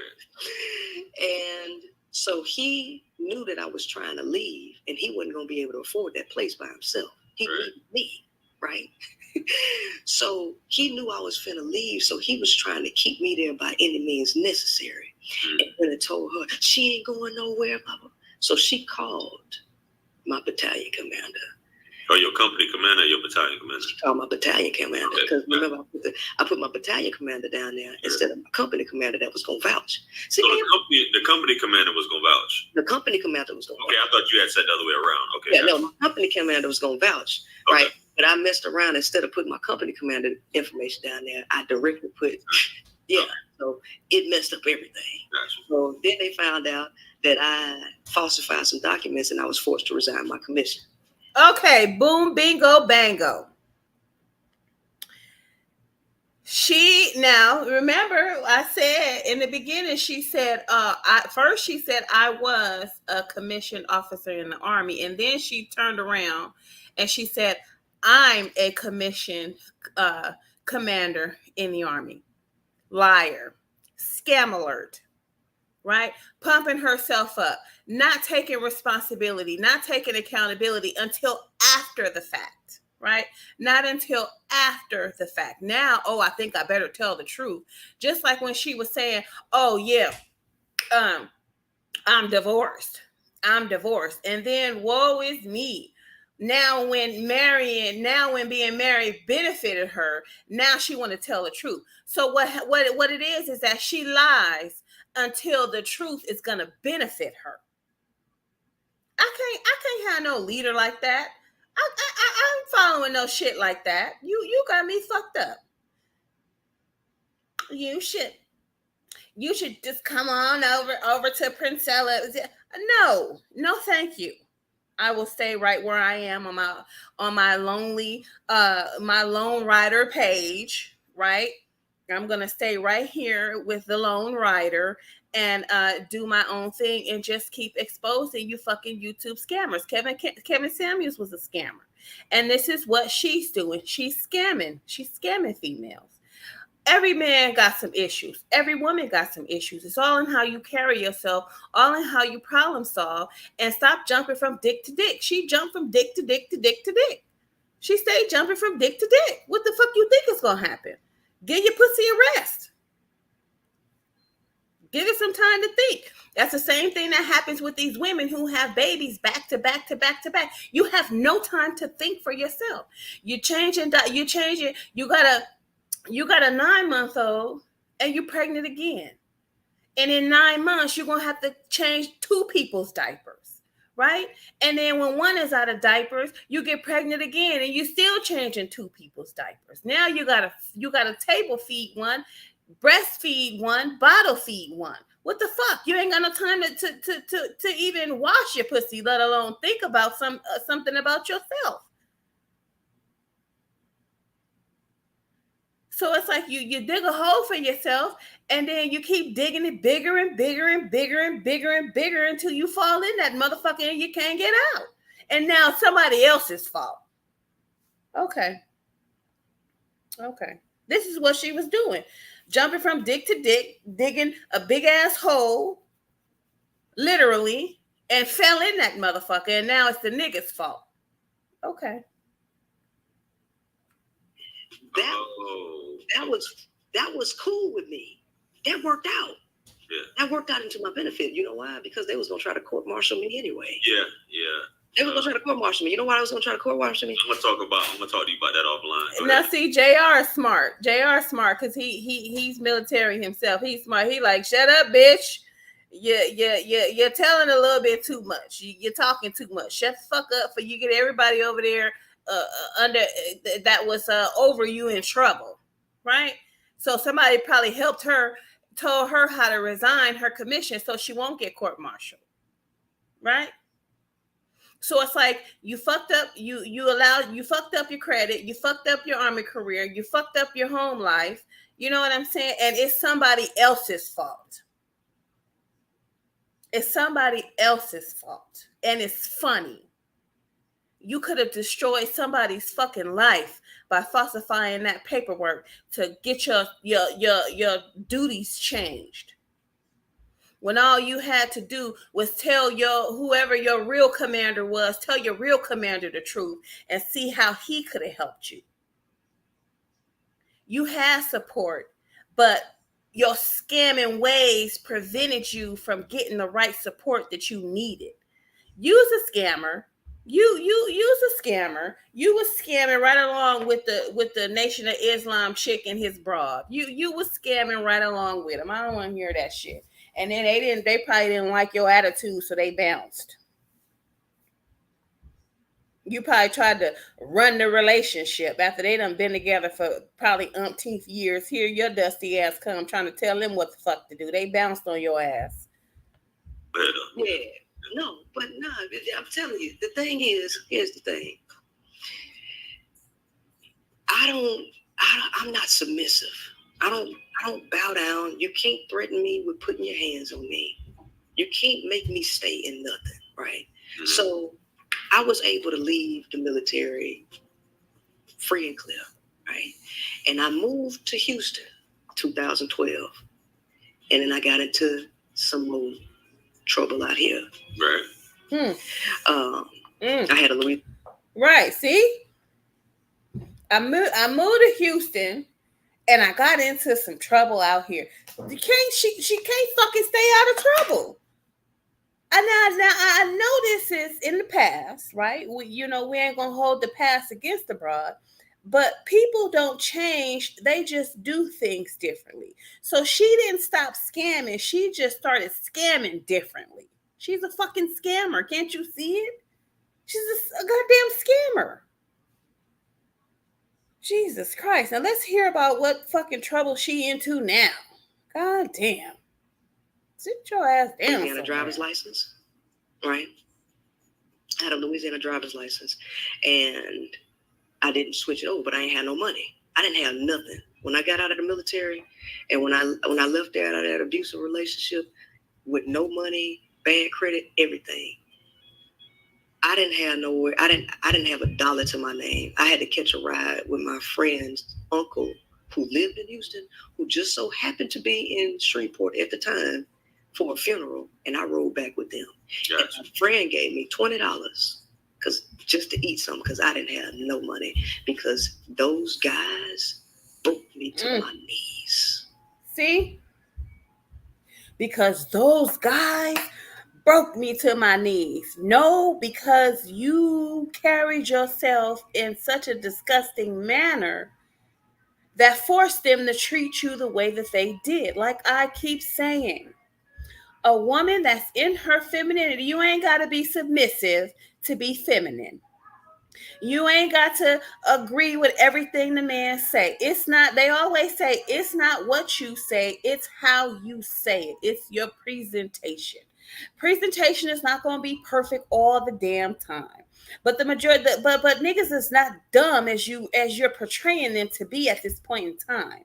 These men out here are very fucking smart. And if you think they haven't evolved, you're fucking crazy. You're delusional. They've evolved. No accountability. Again, no accountability. So I mean, it's like they broke me. What the fuck? You didn't know how to manage your money? What you mean you didn't have a dime to you? What single woman doesn't have a fucking dime to her name unless you getting some you on welfare, getting food stamps, getting SSI disability to where every little dime that you have has to go to pay something. Like, what the fuck was you doing? Like, I'm thinking alcohol and drugs. This is what I'm thinking. I'm thinking alcohol and drugs, because a woman in her right mind, let me tell y'all, at 23, 24, I had 2 jobs, right? I had so much fucking money. I had fucking checks I hadn't even cashed. I had money orders. I had everything. I was sort of experiencing the same little, I was financially stable, but I didn't have, I wasn't like apartment stable, like home life stable, because I was young. I was in Cali. I had no credit. I had never, I did have a car. I had a repo car, but it was on me, right? It wasn't because of some nigga ran off with it. It was because of me. I get where she's coming from. And what I did was I worked those 2 jobs with my son, with him having to go to school. I saved all my money basically from those checks. I live with my sister, I live with my mom, different things of that nature. But I didn't do no. I shopped. I was able to shop because I had so much fucking money. Like, goddamn, if I don't do something with it, I'm gonna just be overflowing with fucking money. And I had to walk around with all this money all day, every day. I didn't have a bank account. I didn't do bank accounts back then. I didn't trust banks, right? So by the time my sister did help me get my own place, I was able to get the place. I was able to get the furniture. Then I was able to buy me a car. Then I'm like, what the fuck kind of bitch? And even when I left Cali, I had a shitload of fucking cash. Like, and I had a son, and we had everything that we fucking need. So what kind of female in her right mind, knowing how important fucking money is, you're gonna not have a fucking dime to your name when you know you coming from homelessness, when you know you jumping from dick to dick, when you know these niggas, just how in your words scammed you out of $41,000. How did you fucking not have a goddamn dime to your name? No fucking emergency money. You making the army look really, really bad right now because it means that they didn't teach you a goddamn thing about life. All they taught you how to do was jump through fucking tires and climb up ropes and jump over fucking walls and shit. Like, what the fuck? You didn't get your ass in school. Your focus was off. You was too busy having fun, scamming motherfuckers, right? Running, jumping dick to dick. What the fuck was on your mind? And you didn't have no kids? That's a poor excuse for a single woman. And I know it's hard being a single woman without kids because a woman with kids, she gets certain, she can get certain benefits and shit. But it's easier when you don't have any fucking kids. But I guess kids ground you. They make you think, at least about getting yourself together somehow. Some women come to the realization that I fucking need my baby daddy, so I'm gonna bow down and do what he want me to do. If I don't have him, I'm gonna be homeless and I ain't gonna be stupid, right? I'm not gonna be homeless and stupid. I'm gonna do what he say. Yeah, some women be like, I'm gonna go ahead and fuck it. I'm gonna listen to what my mama say. I'm gonna wash her dishes. I'm gonna mop the floor. I'm gonna keep the baby quiet. I'm gonna go to the grocery store. I'm gonna do whatever my mama need me to do. You know what I'm saying? Cause I know that if I don't, I'm gonna be fucking homeless, right? So my thing is that you were too fucking in your big ass head that you couldn't think safety wise. You couldn't think emergency wise. This is why I'm thinking alcohol and drugs. You know what I'm saying? Maybe some marijuana and some booze. Too much because she had no sense of emergency at all. And how you in the army and you have no sense of emergency or urgency? Like, what the fuck? But anyway, this shit. Oh my god. Right. Right. So when I got here, I ended up staying on the floor in the corner of my brother's apartment. Okay. And my brother's wife charged me $230 to stay there after I got a job. Yeah. Doing door-to-door sales, right? Right. Right. So what year was this? This was 2012? This was 2012. Door-to-door sales. And I was down, I was at rock bottom. I ain't have a dollar to my name. And my brother saw how stressful I was living and he wanted me to relax. But that's not in my body. That's not in my mind because I'm not no quitter. I don't give up and I don't let outside circumstances dictate how I think and how I move. So no, that's not true. That's not true. You allowed a relationship that was not healthy for you to enlist the help of someone in the army to lie for you. So your outside circumstances, your reaction to your outside circumstances almost fuck somebody else's life up. Truth be told, right? And scammers don't rest. Scammers is always looking for somebody to scam. They always thinking of a new scam. They always thinking of, how I'm gonna get some money, or how I'm gonna scam this person, or what's a good scam for today.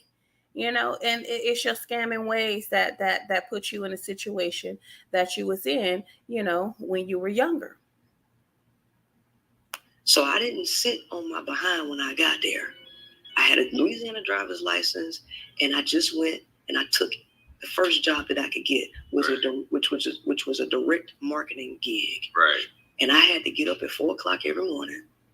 I had to walk to the park and ride, and I had to ride 3 buses to get all the way on the other side of town, just so I can go knock on doors all day.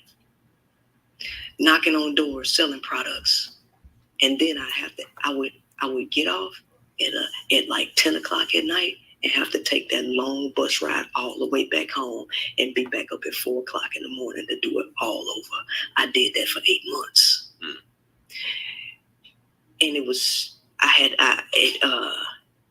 cooled off a little bit when I was able to buy a car off a door-to-door sale. So then I didn't have to go knocking on doors and doing all of that riding, right? But the problem was things went from bad to worse. Well, see, let me tell you something. What she's skipping over, the fact is, this is the facts that she's skipping over. So she says she had the door-to-door salesman job, right? So she had that for about 8 or 9 months, something like that. She was able to buy herself a car. Once she got the car, she quit her fucking job. She quit the job. Once she got the car, she quit the job, right? Because she thought, see, her thought process is all fucked up. You keep the job, you keep the door-to-door salesman job, you park your car at the end of the fucking street, and you walk and you go door to door. Once you done hit all the doors and some sales or whatever, then you walk back to your car, then you drive to the next fucking block, and you keep doing it, and you save money. You have now that you have the car, it's easier for you. Now you're supposed to be in save money mode, right? You don't because how you gonna pay the car insurance? How you gonna keep gas in it? What you gonna do, right? What you gonna do now? So just fuck up after fuck up, and this is all her fault. Her thought process is fucked up. And like I said, you make the army look bad because what the fuck were they teaching you? Or it might not be the army that's looking bad. It might be you as an individual not fucking listening. Thinking you got the key, you got the formula, thinking you can do it all on your own, and you're not fucking listening, and you're fucking up, you're making fuck up after fuck up after fuck up, and it's somebody else's fault. But let's continue because she's about to tell you about the fuck up. So you quit the goddamn job after you got the car. And then she's gonna tell you about another scam. I should have titled this Princella the Scammer. I might change the title. But anyway, I digress. It went from bad to worse after I got the car because I spent all my money on the car. I saved up all my money and I spent it all on the car because this is my mentality. As long as I got a car, I ain't never really homeless. Nice. As long as I got a car. So I bought a car because I'm not going to be sleeping on the asphalt. I sleep in the car, but I'm not going to sleep on the asphalt. Mm-hmm. So I went and I bust my ass and I got that car. But the headlight was out on the car. And I went and I got some insurance. I ain't had no money to really even keep up the insurance. Right. The insurance, and then I canceled the policy. But I kept.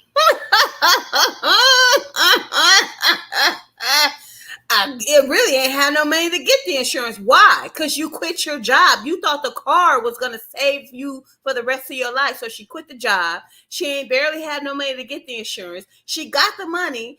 She got the insurance, and then she canceled the insurance just so she can present an insurance card, but didn't really have any insurance. That if that ain't a scammer, I don't know what the fuck. You bitches, y'all better stay the fuck off my page with that bullshit. Oh my God. Look at her. Look She's criminal minded. She's criminal minded. This is her problem. She is criminal minded. Everything about her mindset says criminal, scammer. What the fuck? And this is y'all leader. And you think that this is not what she's doing in today's time, scamming motherfuckers? Yeah, you got the right one. You got the right one. I kept the paperwork. And look, it's funny. She laughed. It's funny. I'm having fun scamming shit. I'm having fun scamming people. It's funny. Look, and it's still funny to this day. You don't, no remorse. No, I was wrong. I knew I shouldn't have did that.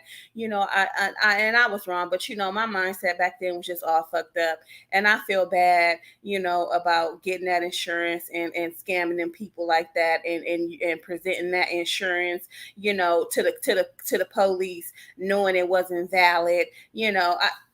Bitch.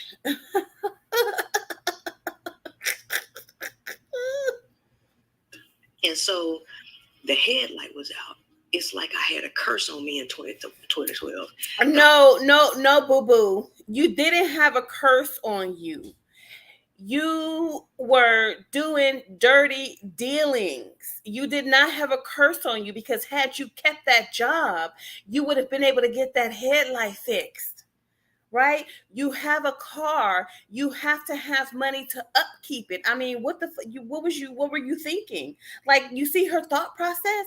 She's not even thinking. She has no foresight. She lacks foresight. That is what it is. She lacks foresight. She thinks like these niggas out here, well, I'm just living for the day. I'm just living for today. You're living for today. You have no foresight of what you're going to need in the present or the present future. So she thought this car was going to save her life, even though she quit her job. You can't maintain the car. You can't maintain the insurance. I mean, what the fuck were you thinking? And this is y'all leader? No.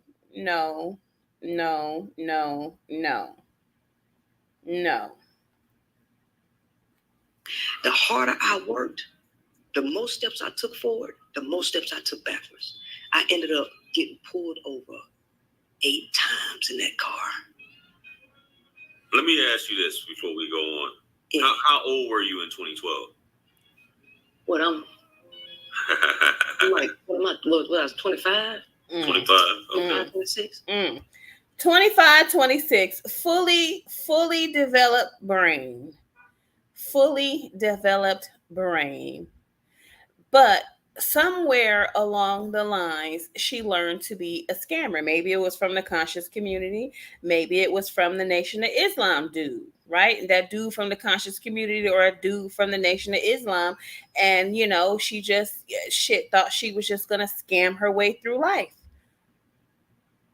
That's and it's funny. It's the shit ain't fucking funny.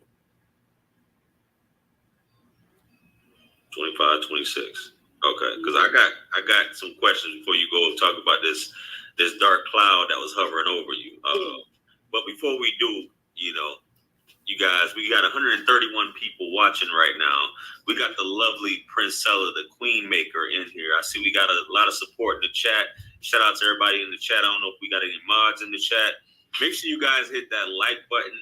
We should have well over 100 likes by now. Make sure you guys subscribe to Princella's YouTube channel, her Instagram. Oh God, bad advice. Y'all go ahead and plug that. If any of my mods, plug that in the chat. Her YouTube channel.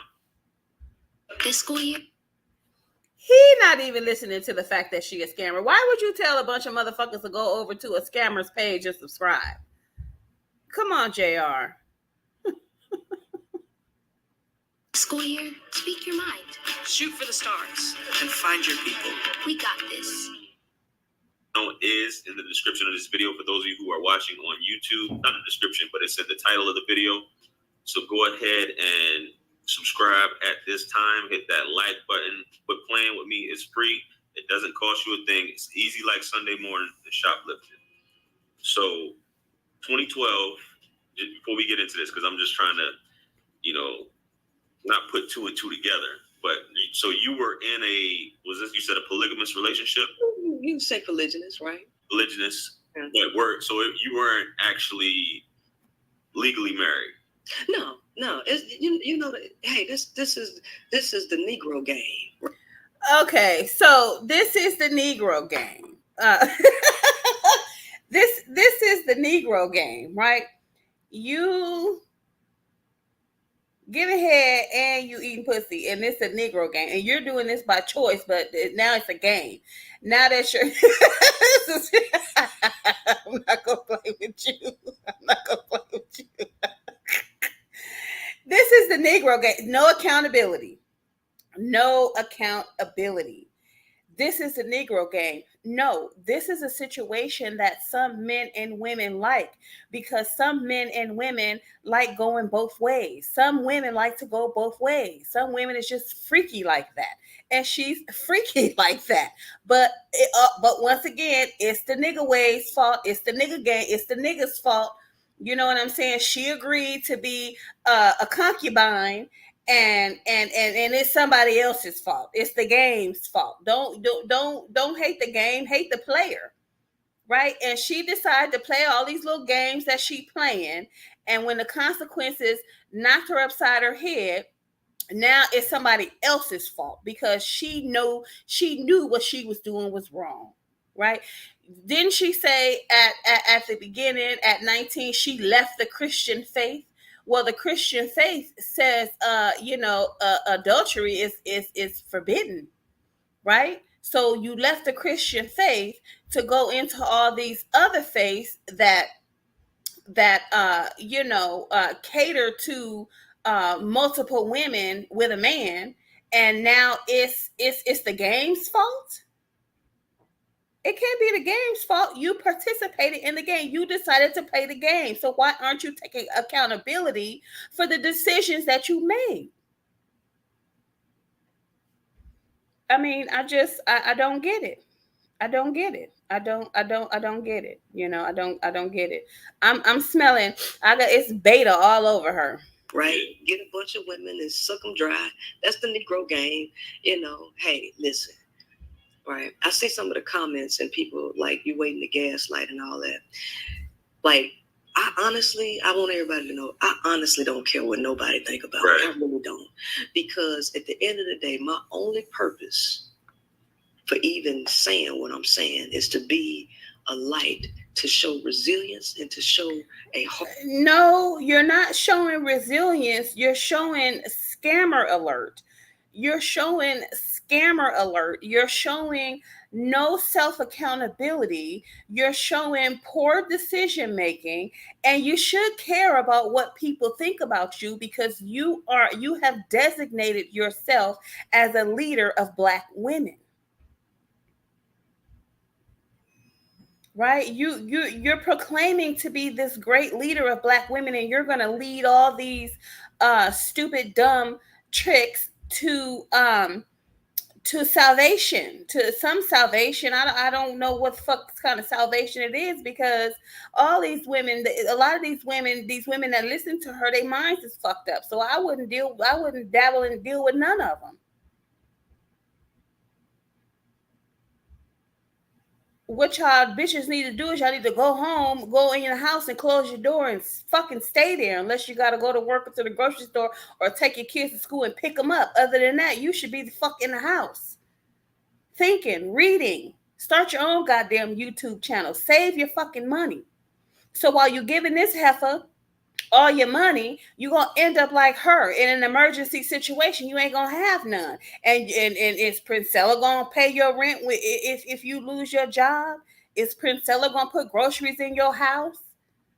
Is Princella gonna pay your car note and your car insurance while you giving her all this fucking money? She's a fucking scammer.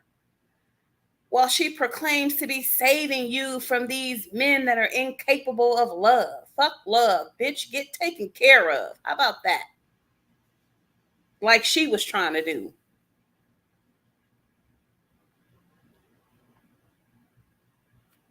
A hard work ethic and a hard mind, and ain't nothing that nobody gonna say gonna stop that. I don't care about their opinions. I don't care about JR opinion, and I don't care about none of anybody's opinion. Sure. Because what I accomplished, I did this by myself.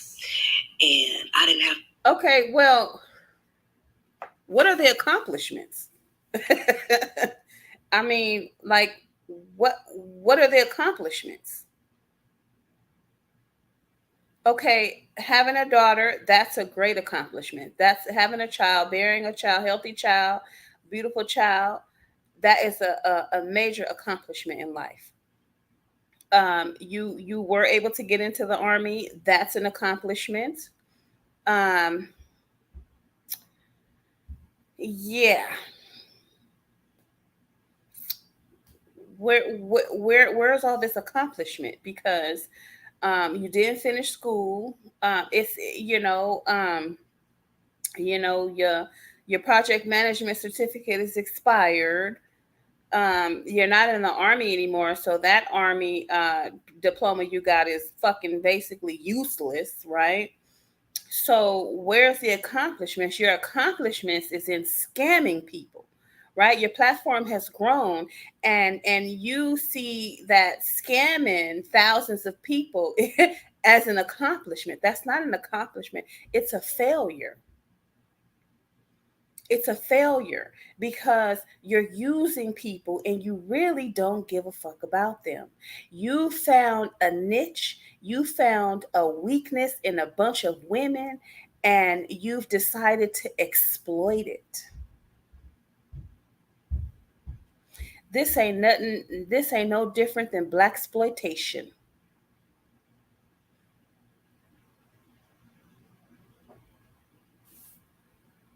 And self grandiose.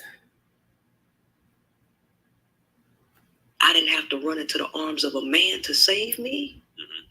Because if men were so benevolent, it would have been easy for a man to reach out and save and help me with the stuff that I was going through. But no. Oh,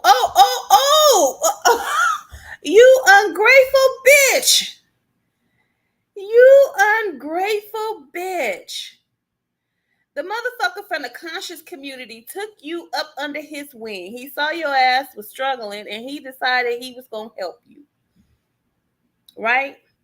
He introduced you into some books. He put some knowledge into you, ungrateful motherfucker, you. Then the motherfucking the goddamn Nation of Islam and his broad, they let you inside of their nest, and you not even appreciative of that. And then the nigga you found out there in the street came to help you with your motherfucking rent, and you trying to say ain't nobody come to save your ass? They did. They came to save your ass, but you didn't know how to act. Disrespectful, disobedient, rude, overbearing, too motherfucking masculine. You're too young to be that goddamn masculine. You almost ruined a fucking commander in the army's life. Girl, if you don't sit your ass down somewhere, them niggas tried to save you. You didn't know how to act.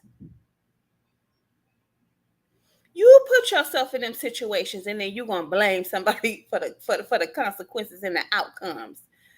Girl, this your leader? Cause she can't be mine.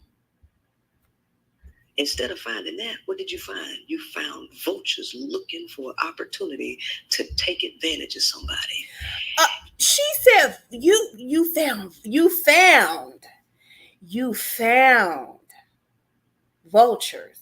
See, key word is found. You found them. You went and looked, and that's what the fuck you brought home. And that's what you went home with. Because you had a need, because you were thinking about yourself. And so while you were sitting there in that relationship with that fucking so-called mentor from the conscious community and that nigga from the Nation of Islam, when you got your immediate need met, which was homelessness, when you got that met, then you got on your high horse and you felt like they couldn't do shit else for you. So therefore you sabotaged what was going on. You sabotage. She's a self-sabotager too. She self-sabotages, right? And if you don't understand what I'm saying, let me give you an example of her self-sabotagedness, if that's a word. She worked the job and got a car, then quit the job. That's self-sabotage, right? So she used the job to fulfill her immediate need, which was a car. And once she got her need met, she didn't need the fucking job anymore. She left them high and dry. Self-sabotage, right? She went to the fucking insurance place and got insurance. And once she got the insurance car, she canceled the insurance. And then she got pulled over 8 times and got 8 warrants on the goddamn car. That's self-sabotage. So what is she talking about?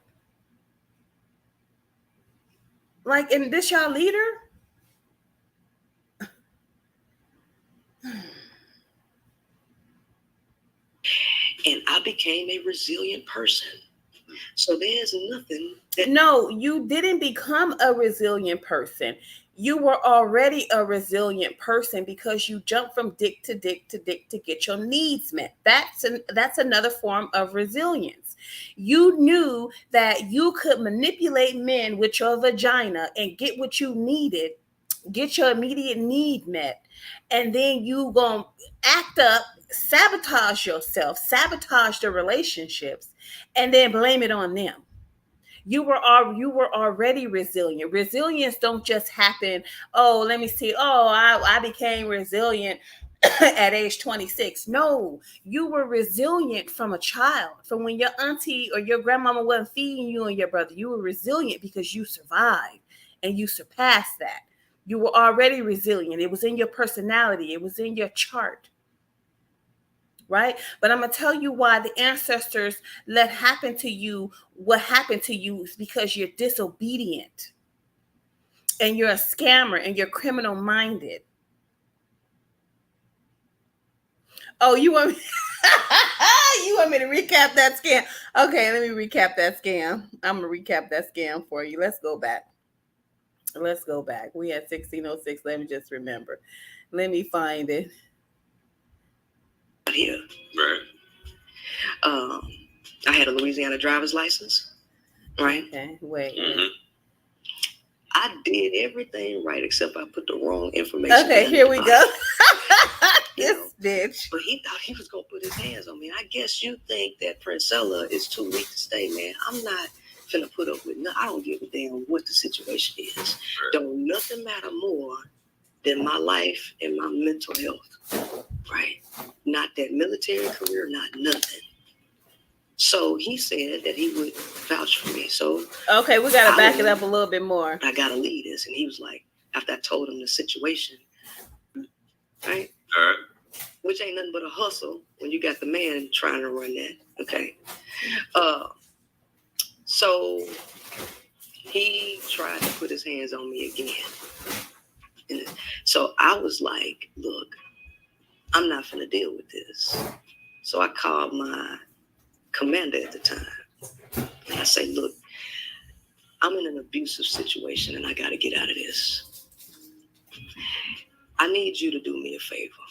I need you to verify and vouch for me that I'm going to have some PCS orders because this property manager ain't going to let me out of the apartment without some PCS orders. Mm-hmm. She don't want me to leave, but I got to leave this. And he was like, after I told him the situation, I did leave. He said I would, I vouch for you. Right. Now tell the people, for those who don't know what PCS orders are. Oh, that's a change of duty station, right? Okay, so when you do a change of duty station, that's a legal way for you to get out of a rental agreement. Right. But the woman wouldn't let me out of the rental agreement because he was in there gassing her up, and he turned her against me to the point where she didn't like me. Mm. So she had an attitude. Now I'm the one really paying most of the rent. He helping a little bit, right. But But he thought he was going to put his hands on me. And I guess you think that Princella is too weak to stay, man. I'm not finna put up with nothing. I don't give a damn what the situation is. Right. Don't nothing matter more than my life and my mental health, right? Not that military career, not nothing. So he said that he would vouch for me. So I went and falsified some paperwork. Mm-hmm. Yeah, I falsified some paperwork. And after falsifying the paperwork, I gave it to her with the confidence that my commander was going to vouch. Now this what she did. Now see, now this what she did. This what fucked her up. I'm gonna tell you exactly what she did. How the nigga was able to fuck her up. How the nigga was able to go to the rental office and tell the bitch she ain't got nowhere to go because she said, I'm gonna get away from your motherfucking ass. I can't handle this abusive situation. I'm gonna just go ahead and fill me out some change the station, some change of duty paperwork, and I'm gonna give it to the manager and I'm gonna get out this motherfucking lease. He was like, oh yeah, bitch, you told him what you was gonna do. You didn't play that game right. You're a scammer, but you can't even scam yourself out of a situation. What you should have did was you should have faked a phone call. Oh I'm having a change of duty station. Oh damn. You know what I'm saying? Oh damn. And where are you sending me? You sending me to so and such? Oh fuck! Oh, they about to. Oh fuck! I don't want to go there. You sure I gotta go there? Damn. Okay, you gonna send me the well? When you sending the paperwork? Fuck. I'm sorry. I'm sorry for cussing, but you know I like this duty station I'm at right now. Damn. All right, you gonna send me the paperwork tomorrow? Okay, all right, fine. All right, thank you. And she should have been like, fuck, they changing my goddamn duty station. Fuck, now I'm not gonna be able to fucking stay here and stay out this lease. You know, I know we ain't getting along, but damn. And then he would have had he would have thought the shit was real.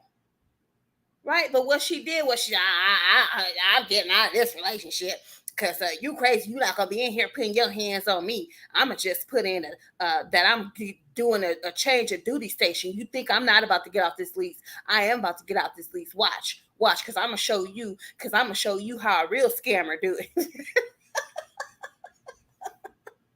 I'm gonna show you how a real scammer do it. And he was like, okay, bitch. I don't know. I already got the bitch in the office in my pocket. You know what I'm saying? He probably did more than turn the bitch against you. He probably fucked the bitch because these niggas, you know, we know how they are, right? We know how they are. They'll fuck the manager so they can stay in the apartment even if you leave and then move another bitch in. Come on now. Come on now. We know. But you was running your mouth and you told him what your plans was and he went ahead and fucked it up for you. So, okay. You know what, Josh, Jermaine? I don't know nothing about her cellular molecular biology background because I don't even know. She ain't say nothing about going to school for that. You know, she say she taught herself real estate. So she might have taught herself that and lied about going to school. So anyway, I'm gonna fast forward because she gonna talk about that. She gonna talk about studying, doing self-study as a some type of real estate person. I don't know. Don't you have to have a fucking real estate license? But anyway, yeah, she thought the shit was funny. She thought falsifying documentation and she thought that shit was funny. That shit ain't funny. You almost fucked up somebody's life. Somebody got to cause you need help paying your goddamn rent. You went out and found a bum and tried to show him up, and now somebody supposed to haul ass and lie for you because you put yourself in a bad situation. So there's nothing that they're going to do to flip this narrative because I don't care, because eventually the world is going to hear it. The world going to see it. And I'm just here to be a shining light for somebody who want to be better and not be a victim. For sure. Either you want to be a victim or you want to be a victor. But I'm not here to show weakness because I'm not weak. I'm not here to explain why I think about people the way I think about them. You're gonna see Well, it. you know, And either it's gonna shine. you know what I want her to. I want her to explain the motherfucking eyebrows. How about that? How about that? How about you explain what them eyebrows doing, right? Because one is higher and one is low. I don't know if it's because you turn side half. What the fuck is going on with them eyebrows? Okay. Now this is a handsome man. He's sitting here. He got on his, he got on his little suit and shit, and he's dressed for the occasion. And you came looking like something the cat dragged in. Girl, tidy up. You look at this man, this beautiful man, and you sitting up here looking like a ragamuffin, looking like something the dog dug up out the backyard. Girl, bye. You know what I'm saying? Let's mm-mm, not at all. But anyway, here we go. Will shine a light on your deficiencies, and you realize you're weak, because your weakness ain't got nothing to do with me. And you can name call me, you can say whatever you want, but just understand that you gotta go in every night when you go to sleep and look at your life and say, what did I do? What did I do and what did I not do? Right. Well, I can personally say that I can come at home and go to bed at night knowing that I ain't scammed no motherfucking body. My goddamn insurance is fucking paid for real, right? For real. You know what I'm saying? I mean, yeah. Okay. Right. So this is why they call you Pastor P. Right.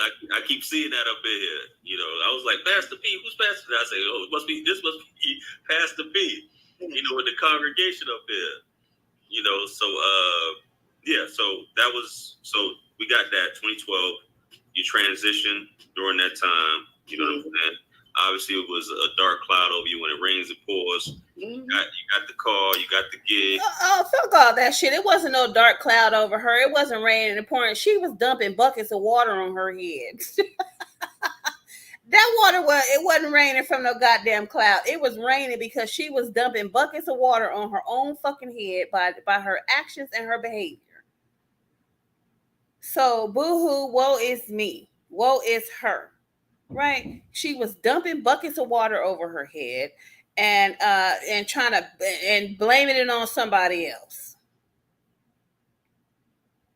You're doing pretty good. You're trying to get up, but you having these setbacks. The insurance setback after setback after setback. I ended up with 8 warrants on that daggone car, and I ain't had no money at the time. Right. So guess what? That means I couldn't get a Texas driver's license. I was stuck in Louisiana driver's license, right? So I mean, you see, you didn't. You got the car and you quit the job. And then you ain't had no money, so you had a car, and then you didn't go get another job. McDonald's wasn't hiring, Burger King wasn't hiring, Church's Chicken wasn't hiring, fucking Subway wasn't hiring, fucking nobody was hiring. So you rolled around, and I'm gonna tell you, it gets deeper. It gets deeper, y'all. It gets deeper. Ooh, it gets deeper. Let me go. Let me shut the fuck up and let me go. It gets, man, this girl. Here we go. License, right? So anyway, the door-to-door sales gig went down. The dude that owned the company, all the contracts he had just wasn't working out. And then he picked up and moved to Florida, right? So then I'm like, okay. Now I got this door-to-door sales experience. That door-to-door sales experience helped bring out some parts of my personality because I was really shy still, right? I was kind of in a shell, and going through door-to-doors helped break out some of my personality that took some of that fear away. Absolutely. It helped her with her scamming behaviors. That's what it helped her with. It helped her with her scamming behaviors. Talking to people. So then I started trying to take that concept and do door-to-door sales, pushing some multi-level marketing or that organo gold stuff, right? Right. right? Because it was real bad for me. I mean, it was bad for me, right? And I ain't really had no help. Like, it was so bad. Like, my aunt called my brother not to help me, but to see how bad I was doing. I know how that is. Yeah. I know exactly how that is. But go ahead. Yeah. So I met this guy doing door-to-door. Here go another nigga. Here go another nigga. Woo! Another nigga. Was doing selling that. He's like, oh, you got some skills. You got some skills. I like you to help me I'm a musician. I like. Okay, now listen now listen to this. She said, now I met this guy doing door-to-door salesman, right? Remember this. Listen, I met this guy doing door-to-door salesman. Keep that in mind. I met this guy doing door-to-door salesman, right? And just listen. Put this show together. Okay. So to make a long story short, he said he was gonna pay me, right, to put the show together. And I started putting the show together. Right. And with this show, it was a blues show. And I got the personality. And I was new. You gotta understand. Yeah. I'm new in Houston. I don't really know nothing about Houston because I only did door-to-door sales for like 8 months. The rest of the time was with this music thing. I hooked up and found the venue. I connected with the musicians here. I put a whole blues show together, linking up with people all over Houston without knowing anything about the city. Right. And it was a success, but guess what? Just like the first dude that I was helping, same exact thing happened with this dude. Guess what? See, she's also a woman that doesn't learn from her mistakes. So if the same thing happened with this dude that it happened with the last dude, it means it's not the dudes, it's her. I'm going to say that again. If the same thing that happened with the last dude and putting his business plan together, that happened with this man putting his show together, same thing happened. It's not the dudes, it's her. Okay? You have to take accountability for your actions. You have to take accountability for who you are. You have to, and you have to make that change. Damn. But he started getting jealous. And I'm going to tell you, you know why they started getting jealous? They weren't jealous. They felt slighted. They felt slighted, right? She wasn't collaborating with them to make sure that everything she was doing was acceptable. She excluded them from the projects. She got her on her high horse. Her bridges got too big for her. And she thought that, oh, I'm doing this. He's stupid. He don't know. He this, he that. And look at me and look at what I'm doing. And I'm putting the whole thing together. You were supposed to be collaborating. You were supposed to be showing them what you're doing, asking them, is this good? It's including them, not taking over. You just fucking take over every goddamn thing without checking in and making sure what you're doing is acceptable. But no, it's not her fault. It's their fault. Okay, they just jealous of her because they stupid. Even though it was their plans, their vision, she just took over their vision. And then when they didn't like that, when they spoke up for themselves, now all of a sudden they're jealous. He started talking about, oh, you trying to take over my project because I'm doing everything, right? And he he wanted to be the center of attention. It wasn't until I was too far in it to realize that he didn't want to do the show because he liked, just like wanted to do music. I find out he got beef with people in the city and that he want to showboat on people and try to put this big event together to say, look at me, look what I did. No, he was in a situation to where he needed to prove himself. He was being treated like a punk bitch around town. So he wanted to put this event together to prove that, hey, I'm in the game. I can do it. I can do it just like you guys. Or he's trying to get some respect. He's trying to get some respect put on his name. So her problem is that she's looking for support, but she doesn't want to support the people that have decided to fuck with her. That's the issue. Me. She's a narcissist. She's a narcissist. And each one of those dudes was her new supply. That's what it is. She's a fucking narcissist. Hopping from dick to dick, from new supply to new supply, always getting herself into some shit and then blaming another motherfucker for it. Me personally, I would have said, you know what? I done been down this road before with this other dude. I'm sorry, I'm not going to be able to help you with that. I wouldn't have told him I've been down this road before, but I would have told him, nah, I don't know nothing about doing that.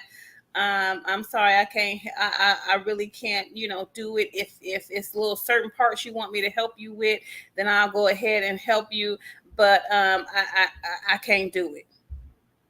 She has no foresight. Her foresight would have told her, nope, because the same shit is going to happen. I know how I am. I'm going to take over the entire project because I want to be the center of attention, because I want to gain approval from this dude. So I want to showboat and show him that I can do it all on my own, not knowing that she was being very offensive to them. Yeah, puss to puss. And now she's jumping from puss to puss, huh? So because I'm the one having to put everything together, right? Get all of the musicians, and I'm the logistics person doing the whole. Everybody talking to me, and it's taking the eyes off of him. So guess what? He get upset with me. No. What she should have done was, when people were coming to her, she should have said, okay, well, let me run this by Jack real quick, and let me see what he got to say, and I'm gonna get back with you. And then she goes and she runs it by him. Okay, so and so, I had a little meeting with so and so today, and they said that they wanted X, Y, and Z. What you think about that? You think we're gonna be able to do that, or what you want me to do? Right? So she then took over the whole fucking project. She answering questions for him, putting words in his mouth. Oh yeah, we can do that. We can do that, without conferring with her partner. And yeah, I mean, she made it look like it was something that she was doing all on her own, just dismissing the fact that she's doing it for somebody.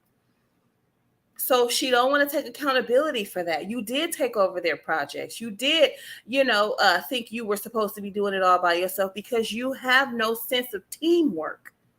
She has no sense of teamwork. But it's all their fault. They just jealous. He get upset with me, and he gets violent. Violent with me to the point where I can't back out of the show now because it's all on me. So I have to start working remotely away from his place. After the show ended, he felt like, now I got what I needed. Now he starts harassing me. And he would stalk my brother's apartment, because he used to live across the street from my brother. He stalked my brother. There we go. Remember, I told you I met this guy doing door-to-door salesman, and now, boom, he knows where I live.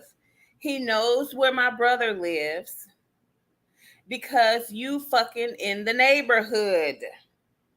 You don't fuck in the neighborhood. You don't fuck the neighbors. You don't fuck the ex-neighbors. You don't fuck niggas that know where you live at if you can't trust them, if you don't know them.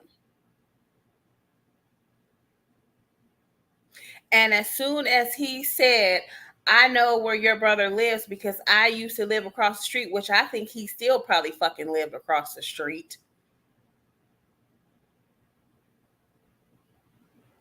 Self-sabotage. She just fucking with anybody that'll fuck with her. She has no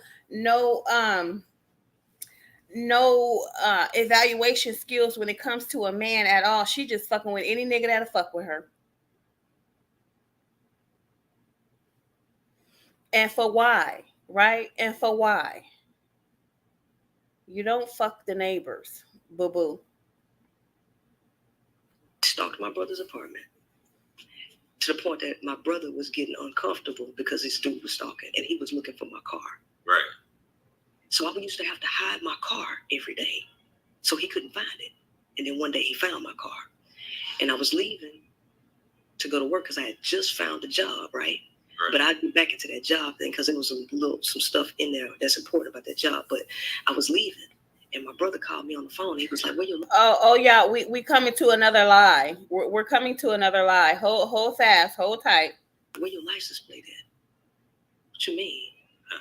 I get out the car, both my license plates gone, front and the back. Okay, so then I leave and I come back for my first day of work, and the security guard. Remember, she remember this. She left and she came back from her first day of work, which means her first day of work she returned from. Guards stopped me at the front gate and they say, "You can't come in here." I say, "Why?" "So-and-so said you stole his license plates and you ain't on the lease at your brother's house, so you can't stay here." So I'm in a city. I'm in a city that I don't. And let me tell you something. Let me tell you something.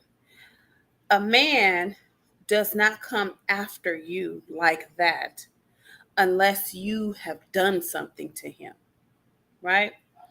A man does not come after you like that unless you have done something to him.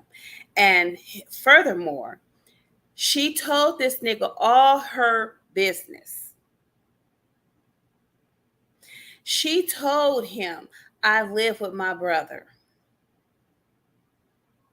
Instead of for her to say, "Oh, this is my place. I live here. I'm renting here." Right? She told him she gave him ammunition. It is her stupidity. It's her stupidity, her poor decision making, her self-sabotaging behavior, her fucking the neighbors, her jumping from dick to dick. This is all the things that brings her to today and her crusade on defaming men and saying that they're incapable of love. No, they were incapable of loving you. They were incapable of loving the bitches that follow you because they probably act just like you. Poor decision making, poor pussy management, self-sabotaging, bad attitude, disrespectful, rude, overbearing, all those things. They are incapable of loving you because of you and the things that define you and the way you define yourself. So this is what I'm saying. Like, this is your leader.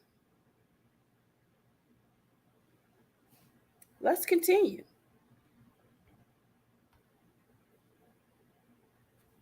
That I'm not familiar with, and my brother is my only family. So now I'm living on the streets, right, with nowhere to go, right? And luckily I just got a job, but getting that job was very hard because I didn't have a Texas driver's license. Right. And all of the places kept turning me down, and I ain't had no money to pay for the license.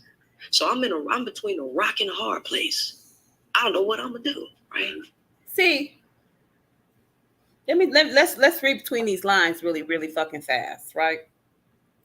You got gas money to roll around fucking town. You're doing a project. You're putting a project together for a nigga. You got a brother, right? That's helping you. Where in the fuck can you not get $25 to get a license in the fucking state that you're in? Like what you mean? You still ain't got no money? You got plenty of gas money. Like what the fuck? And when you finish the project, did the guy pay you? And if you're doing poor pussy management, you need a Texas driver's license. Why couldn't you get that nigga to pay for you a Texas driver's license? Poor pussy management. But it's all somebody else's fault. It's somebody else's fault because they wouldn't hire you because you don't take care of business. That should have been first order of business when you figure out that these places wouldn't hire you because you didn't have a Texas driver's license. That should have been the first order of business. Along with you buying that car, you should have had your dusty ass while you was down at the DMV getting it registered. If you ever got it registered, if you took care of that business, you should have been down there applying for your Texas driver's license while you had an address for it to go to. Or was that the problem? You weren't on a lease, so you couldn't get a Texas driver's license. So it's a lot of shit that's not being said up in here that is that explains her self-sabotaging. I mean, y'all can follow this broad all you want to and think she got all the answers to your problems when the bitch didn't even have answers to her own fucking problems.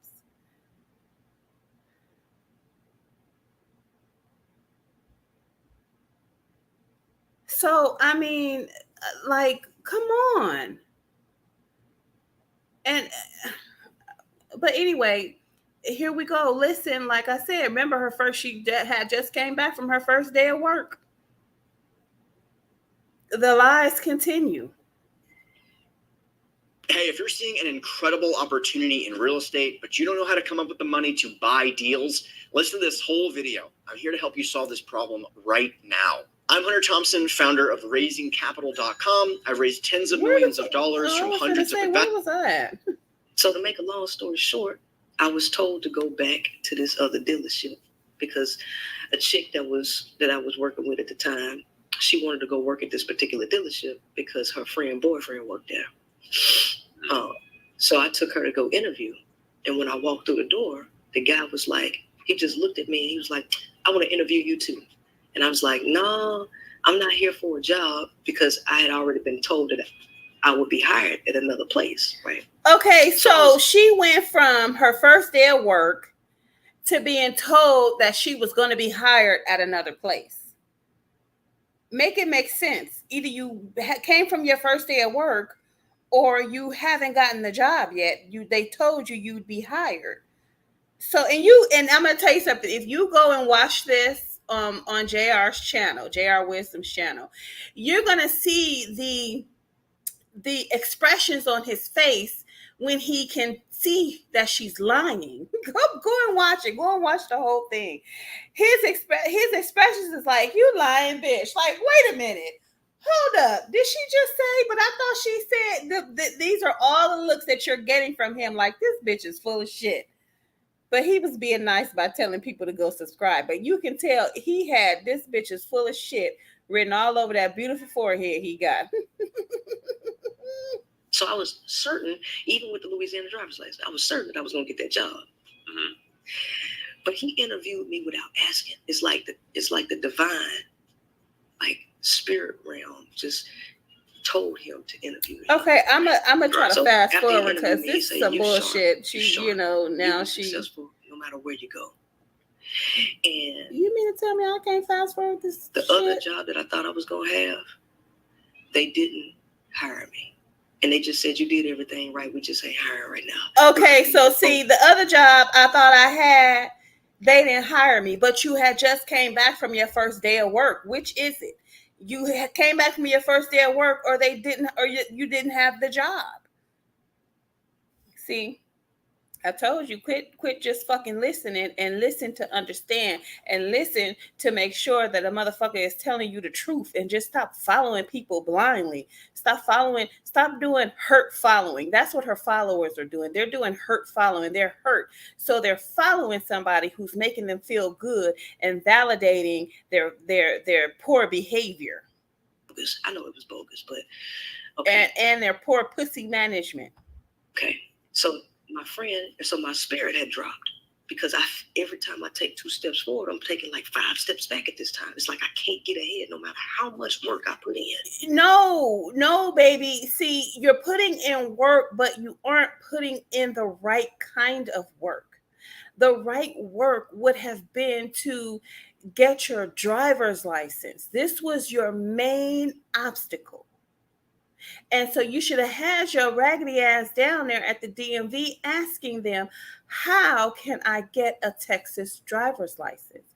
I personally do not have an address. I'm staying with my brother. So what type of documentation can I bring down here to get my Texas driver's license? That is the first order of business, because I know a lot of states, when you, they'll hire you, but a lot of places won't cash your check if you have an out-of-state driver's license, because, mind you, the address on your check and the address on your driver's license do not match. And that's important information so that they can make sure you aren't scamming them with this check. So it's not that you're taking 2 steps forward and 6 steps back. You think you're taking steps forward when actually you aren't taking any steps, because your business is not in order. So it appears that you keep coming across these obstacles, and you keep getting potentials, and you're looking at potentials as taking steps forward but actually you haven't moved from the goddamn pebble stone that you're standing on, because your business is not in order, because you're fooling around. You're too busy thinking you know everything and know how to do everything, and you're not taking time to think about your next move. You're just moving. You're just running all over the fucking place. You're all over the goddamn place.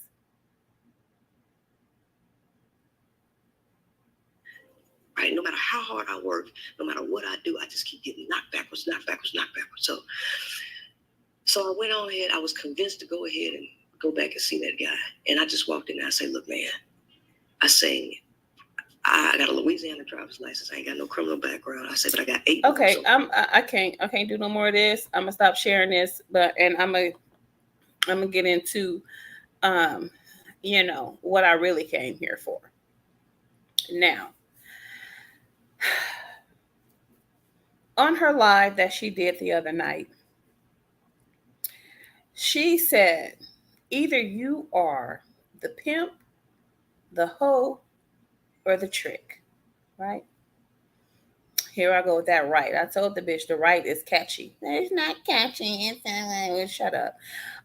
It's catchy. So you're either the pimp, the hoe, or the trick. Now, that's if you're playing street games.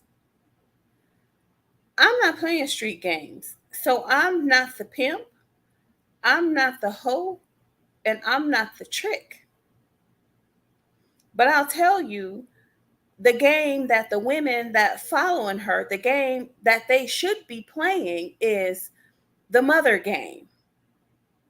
So, and they should be all 3 of these. You should be the mother, you should be whatever your profession is, and you should be the caretaker / provider.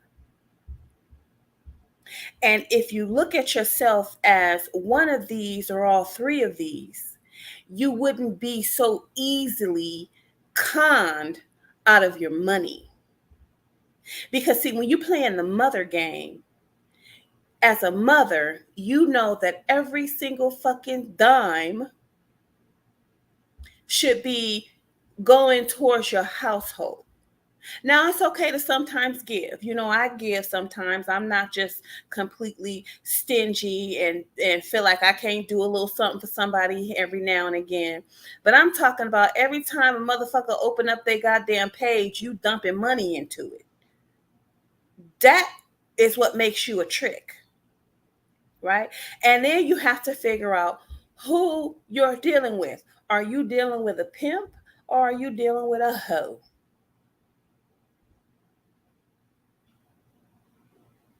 I don't play street games. I play real life games. So, with that being said, I wanted to share this other thing that I thought was really really funny. Um, you know, before I get into this other video, I want to say this. You have to be careful of how people view you, because how they view you is how they're going to treat you and use you. So, with that being said, if Miss Princella thinks that in this game, the game that she's playing and the game that she got y'all playing, you're either the pimp, the hoe, or the trick, you have to ask yourself, as a member and a subscriber and a contributor to her channel, which one are you? At this point in time, I'm not seeing any of you as the pimp. And I'm not seeing any of you as the hoe because you aren't making any money off of this channel. What I'm seeing is you as tricks. And this is what she sees you as. She has consistently called you guys dumb. She has consistently called you guys bitches, servants, and basically tricks, because you guys are contributing to her channel. Now, how does she see herself?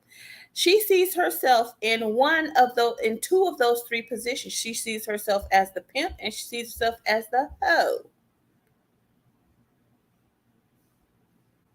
So either you're being pimped by her or you're being tricked by her. And it's probably both. You're being pimped and tricked. All because you do not want to take accountability for your behaviors and your actions and your self-sabotaging nature.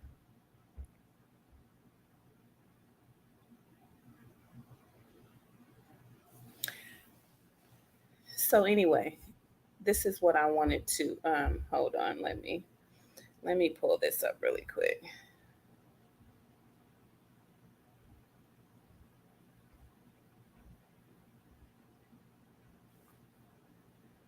Click the icon in your address bar.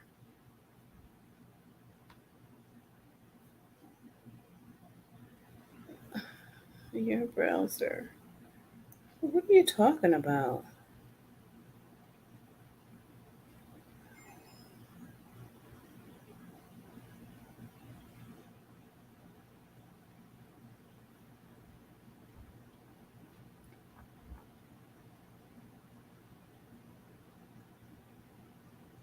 Okay, well, I don't know what this is talking about, but I don't see. Okay, anyway, let me pull this up really quick. Let me go back. Which one is it that I want? Okay, so I was listening to, like I said, I was listening to that live the other night. And what stood out to me was the fact that she has said that men are like not from this earth. Like, I'm gonna just let you hear what she said. And she was listening to, she was playing some psychologists that agree with her and saying that Men are, you can go watch it. Men are something. And she was just saying how they are not of this earth. They're from another planet. They were put here to suck the earth dry and do all these different things, and they don't really belong here. And I'm saying to myself, well, how does their private parts fit with our private parts? And then how do their private parts enable us to get pregnant? If they don't belong here and they're some extraterrestrial beings, and they've been put on this earth to fuck up the earth and suck it dry, how do they just automatically perfectly match with us? Like, how do our body parts fit? I mean, and then how do you explain the male dog and the female dog and the male hyena and the female hyena and the male elephant and the female elephant? How do you explain? Because when we're talking about males, we're talking about males of all species, right? We're all the males are habitating this earth. And so if the man is not of this earth, then that means the male animals and things, they can't be of this earth either, because we all have similar anatomy to animals. The only thing is that we walk on two legs, and some of them walk on four, minus the monkeys and gorillas and things of that nature, right? I mean, even if you take it down to the insects, we pretty much, the females, we all pretty much share the same type of anatomy, and the males, they share the same type of anatomy. So I don't understand, like, like, is this chick, is she just that delusional, or is she just that much into her own world that she will a create an idea that men are not of this earth? I mean, I don't understand. But anyway, let's just hear it from her mouth, okay?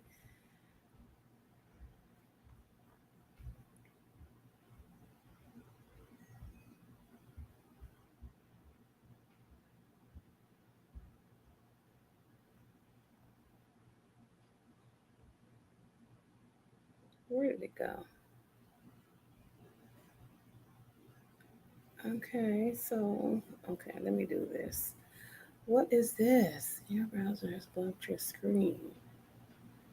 Click the screen in the icon in your address bar.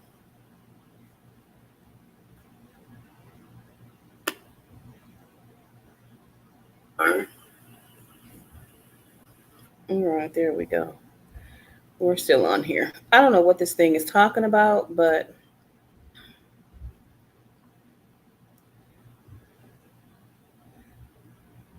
okay, let's see.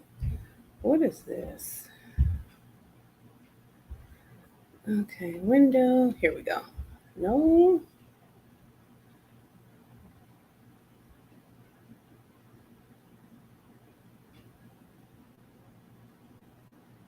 What is this?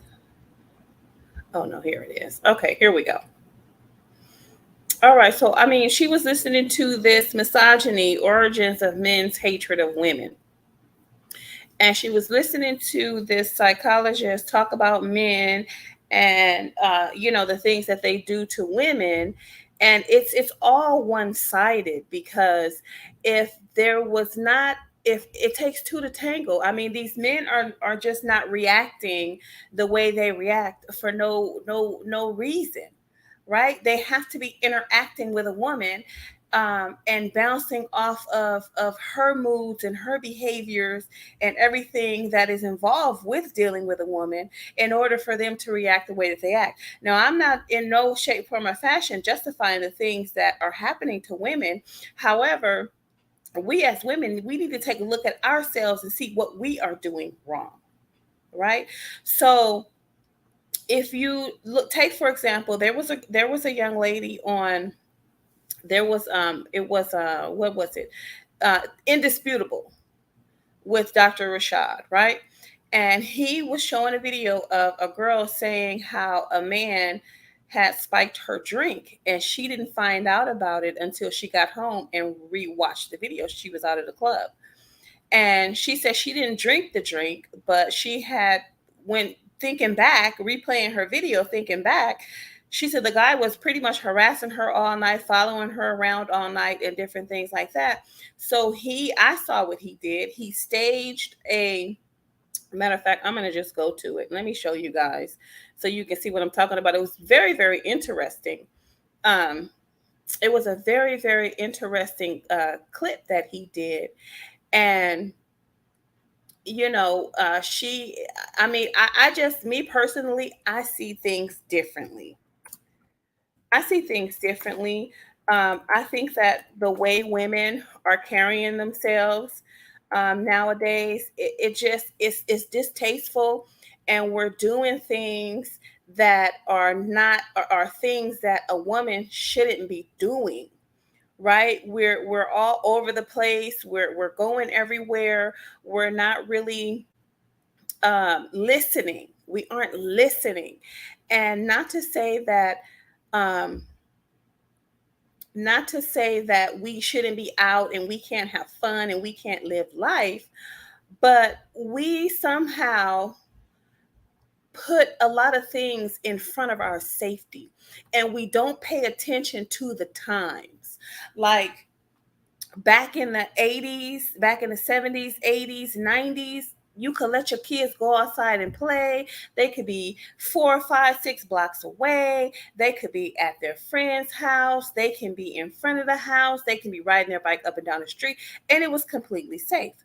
Nowadays, you can't allow them to do that because kids have been coming up missing. So you pretty much have to keep a tight hold on your kids. And if you're paying attention to the times, you would know this. But a lot of people don't pay attention, they don't listen, and they're just somehow stuck in this docile nature to where they just have no sense of safety and no sense of danger, right? And then too, it seems like the kids are smarter than the adults. So anyway, when we have come to, and I know everybody doesn't listen to the manosphere. I know everybody doesn't listen to the men in the manosphere. But if you are, you would know that this is not the time to be roaming around the streets and out at clubs and bars and different things of that nature. Because remember, the young lady at the bar, somebody spiked her drink and and she was dead. She died, right? And so it's like with all the things that are going on with this war between black men and black women, it's not safe. It's just not safe at all. So we should be more cautious. We should do our drinking at home. We should do our partying at home. We should, if we're going to go out early and come home early. I mean, it's just like we have, as women, we have no sense of safety. And then if you look at the fact that how women are still out here in the street fighting, I mean, I can't imagine myself out here on the curb fighting another woman. I have a womb. I have children. What kind of behavior is that? I'm a grown woman. I'm a lady, right? And so how in this day and age are black women still carrying themselves like that? I mean, it's nothing less than disgusting. So there's something wrong with society and women specifically, that we're carrying ourselves in such a manner to where men are not respecting us. Sometimes your children are not respecting you. And then you somehow can turn around and blame it on everybody else except for yourself. And you know why? It's because you got people like Princella telling you that it's not your fault, it's all the man's fault. So it causes the woman not to look at her own behavior, but to continue to blame other people for her behavior. And it's total bullshit. And like, I don't know exactly what she's teaching the women. She could be telling them it's your fault too. Who knows? But this is not how she's presenting herself on social media. She's saying it's all the man's fault. So anyway, let's take a look at this video. I want to show you guys, and you can see him clearly spike her drink. I was like, oh, you little devil, you little devil, you.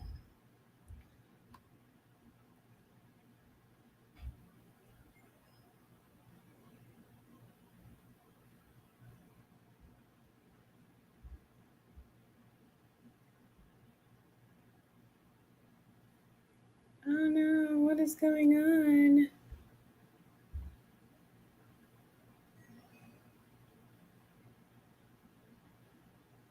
Why is my browser blocking my screen? Hold on, you guys. Okay, let me see what's going on here.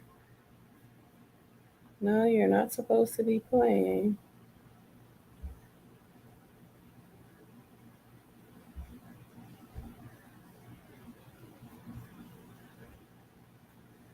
Okay, come on. Don't do me like this, computer.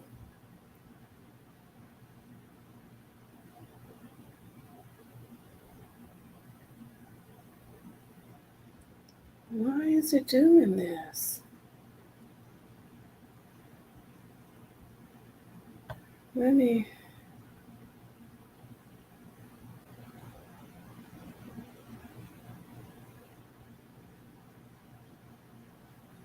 Ooh, my browser is really blocking my screen.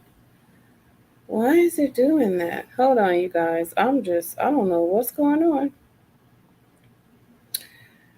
Ay, ay, ay.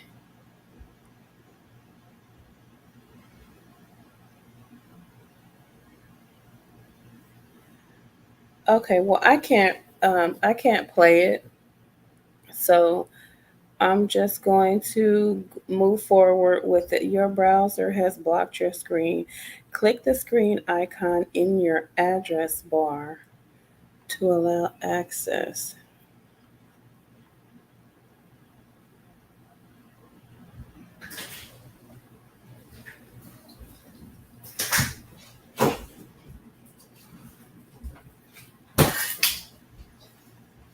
Interesting.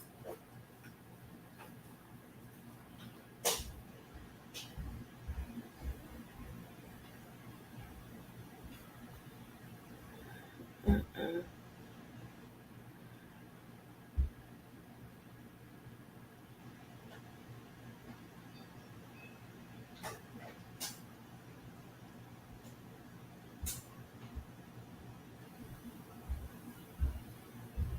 I don't see a screen. Oh, split screen.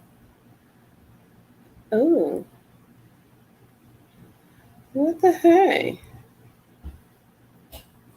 What is this?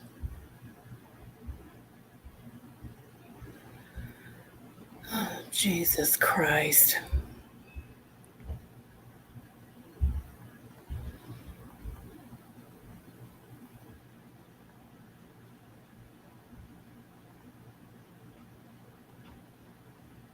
Um, Hold on, you guys. Let me see.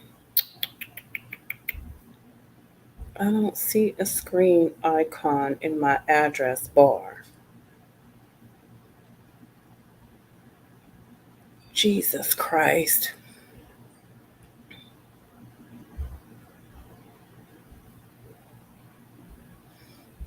I didn't know I could do this. Let me see what happens if I try. Let's see.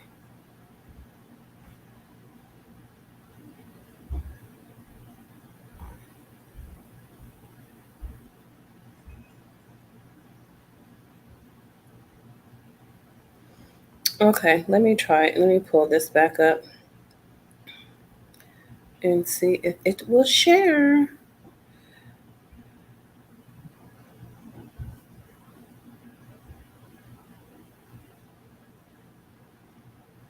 Okay, so here we go. I don't know about that other thing, but here we go. And so he can't explain it. But I keep saying that the Y chromosome, that the male is not native to planet Earth.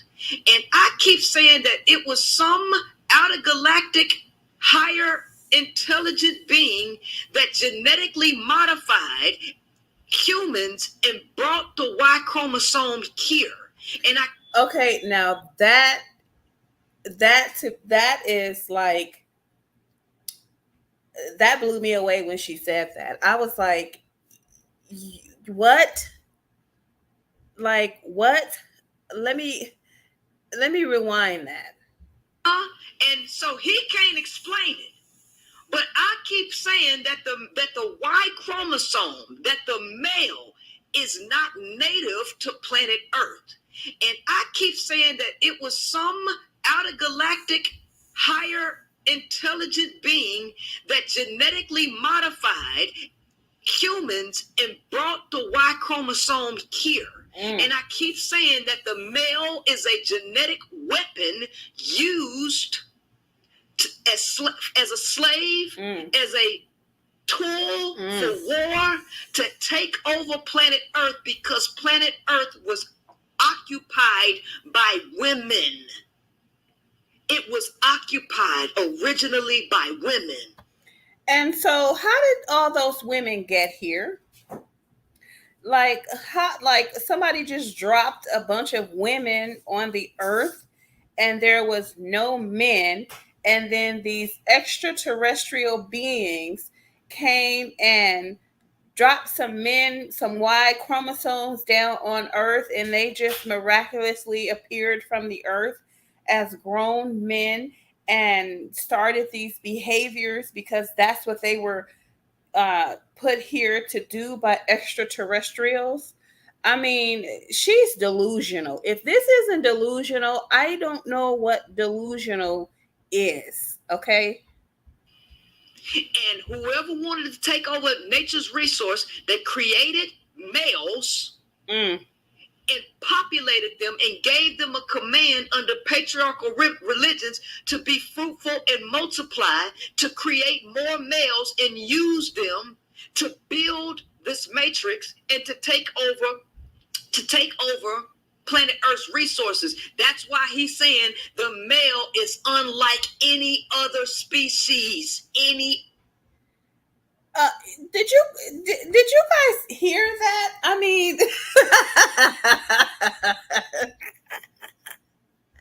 we're gonna run that back without an interruption, so we can hear it. I mean, it's like, did she have a nervous breakdown?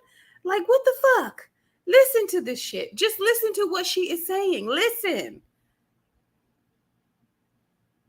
And so he can't explain it.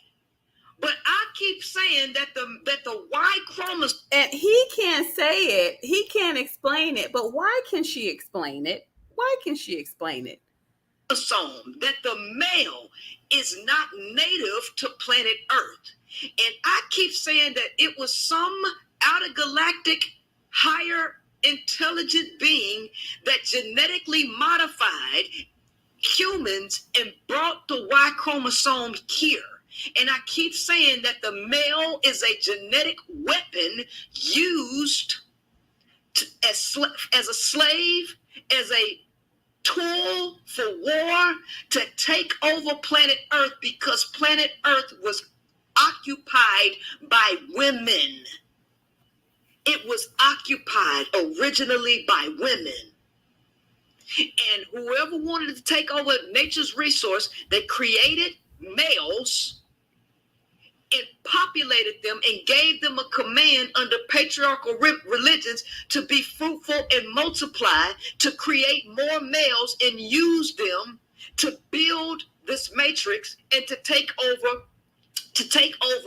planet Earth's resources. That's why he's saying the male is unlike any other species. I mean, really, I mean,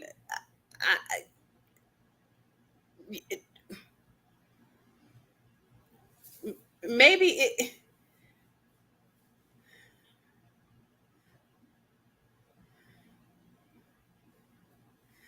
So was it her people? Like she's 100% sure that it was some extraterrestrial beings that put the man on Earth, and it was only populated by women, and I guess grown women. You know, they didn't start from, babies like multiplying. And so, she's 100% sure, and maybe it's because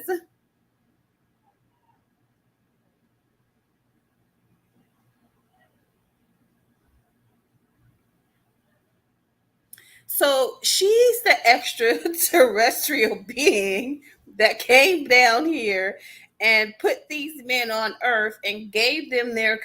I mean, I don't know. That's the only thing I can think of. Right? That's the only thing I can think of is that she knows this 100% because it's her people. It's her people that did it.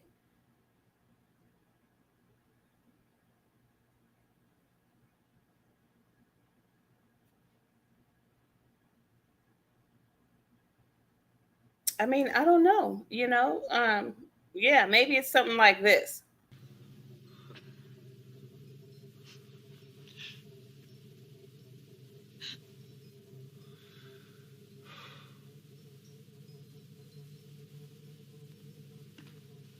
And now, finally,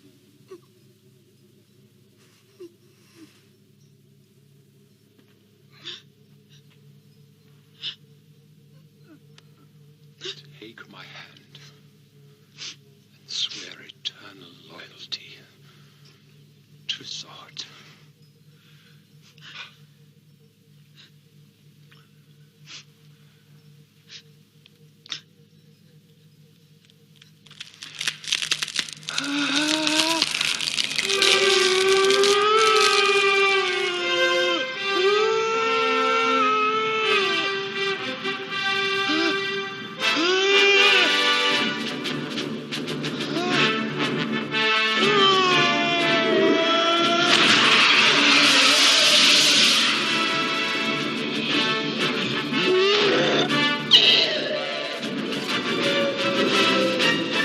He switched it. He did it to them. I mean, the lights were on out here, while he was safe in there. Hey, you know something? You're a real pain in the neck.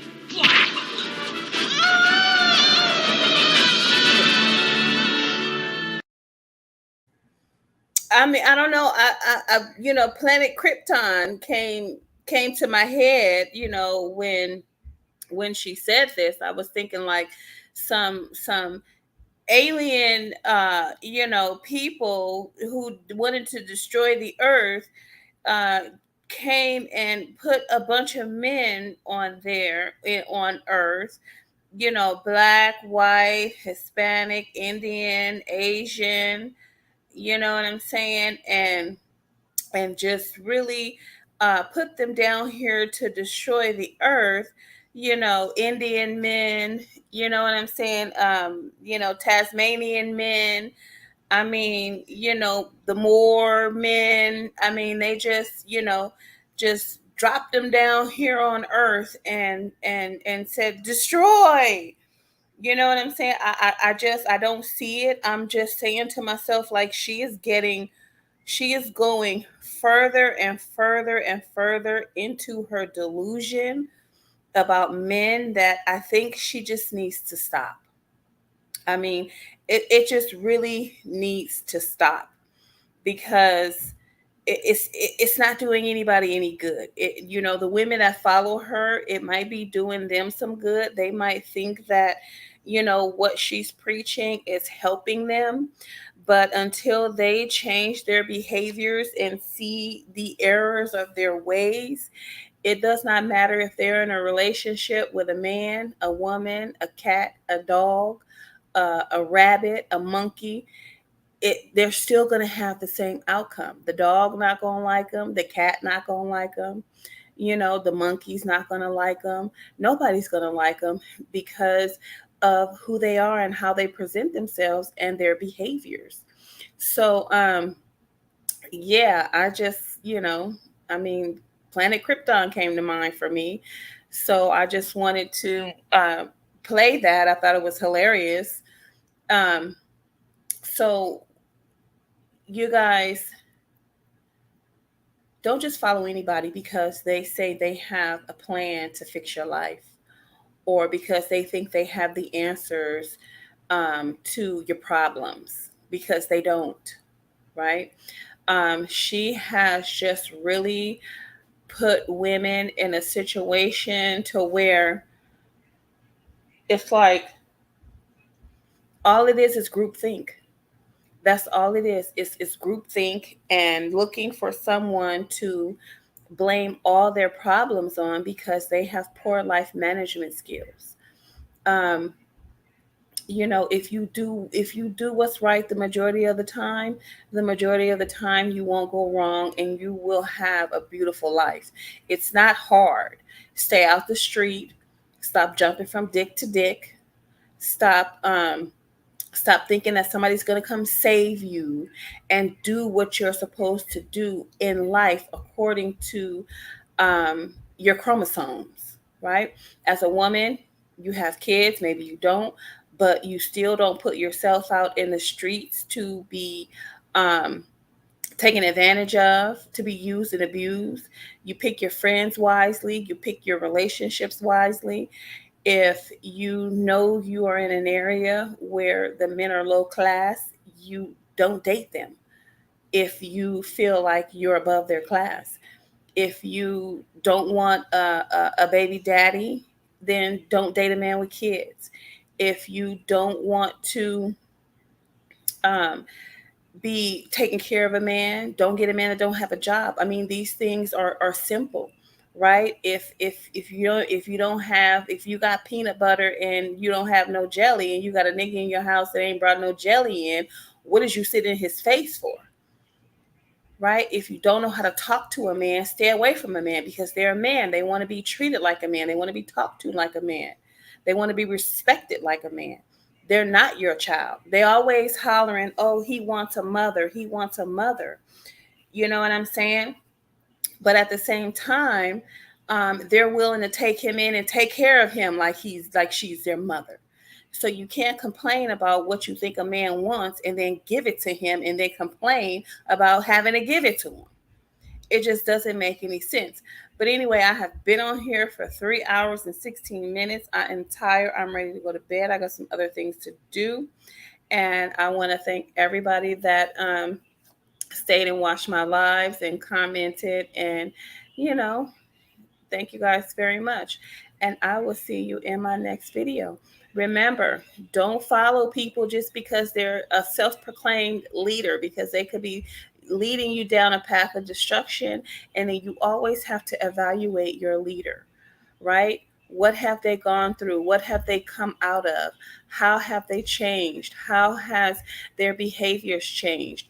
What's new in their life? Are they taking accountability for their own actions, or are they trying to dump it onto someone else? Are they giving you a feel good time? Are they milking you like a fucking cow? Right? Are you able to progress and just grow as a person? Right? You go from one crutch to another crutch. And that's exactly what Princella is. She's just a crutch. Right? But if she decided that she wasn't fucking with y'all tomorrow, what would y'all do? Just like when Kevin Samuels passed, and his followers, they were just left to their own devices, right? They were forced to go and subscribe to other people's channels who really didn't do them any justice. They just wanted their views, their likes, and their money. It's all a money grab. It's a big, huge money grab. Always be leery of someone wanting you to donate and give your money all day, every day. Every time you join their lives, you got to cash them out. Bullshit. You can read a book and get the same kind of information and knowledge that they're giving you on these YouTube channels. And this is not me hating, but at the end of the day, when it comes to a people that don't have much, can barely get their foot indoors, and then when disasters happen, they're continuously forgotten, the last to receive help, right? You might want to start making preparations to save yourself. And in this day and age and economy, money is how you're going to be able to do that. So if you're giving your every waking dime to a YouTuber, and they're having living a wonderful life, and all you getting is a good feeling, and you're thinking that they're really helping you, when these are things that you can be doing for yourself, and at no expense. So think about that, right? And also always think about your children. So you guys go ahead and have yourselves a good evening. And once again, thank you. Thank you.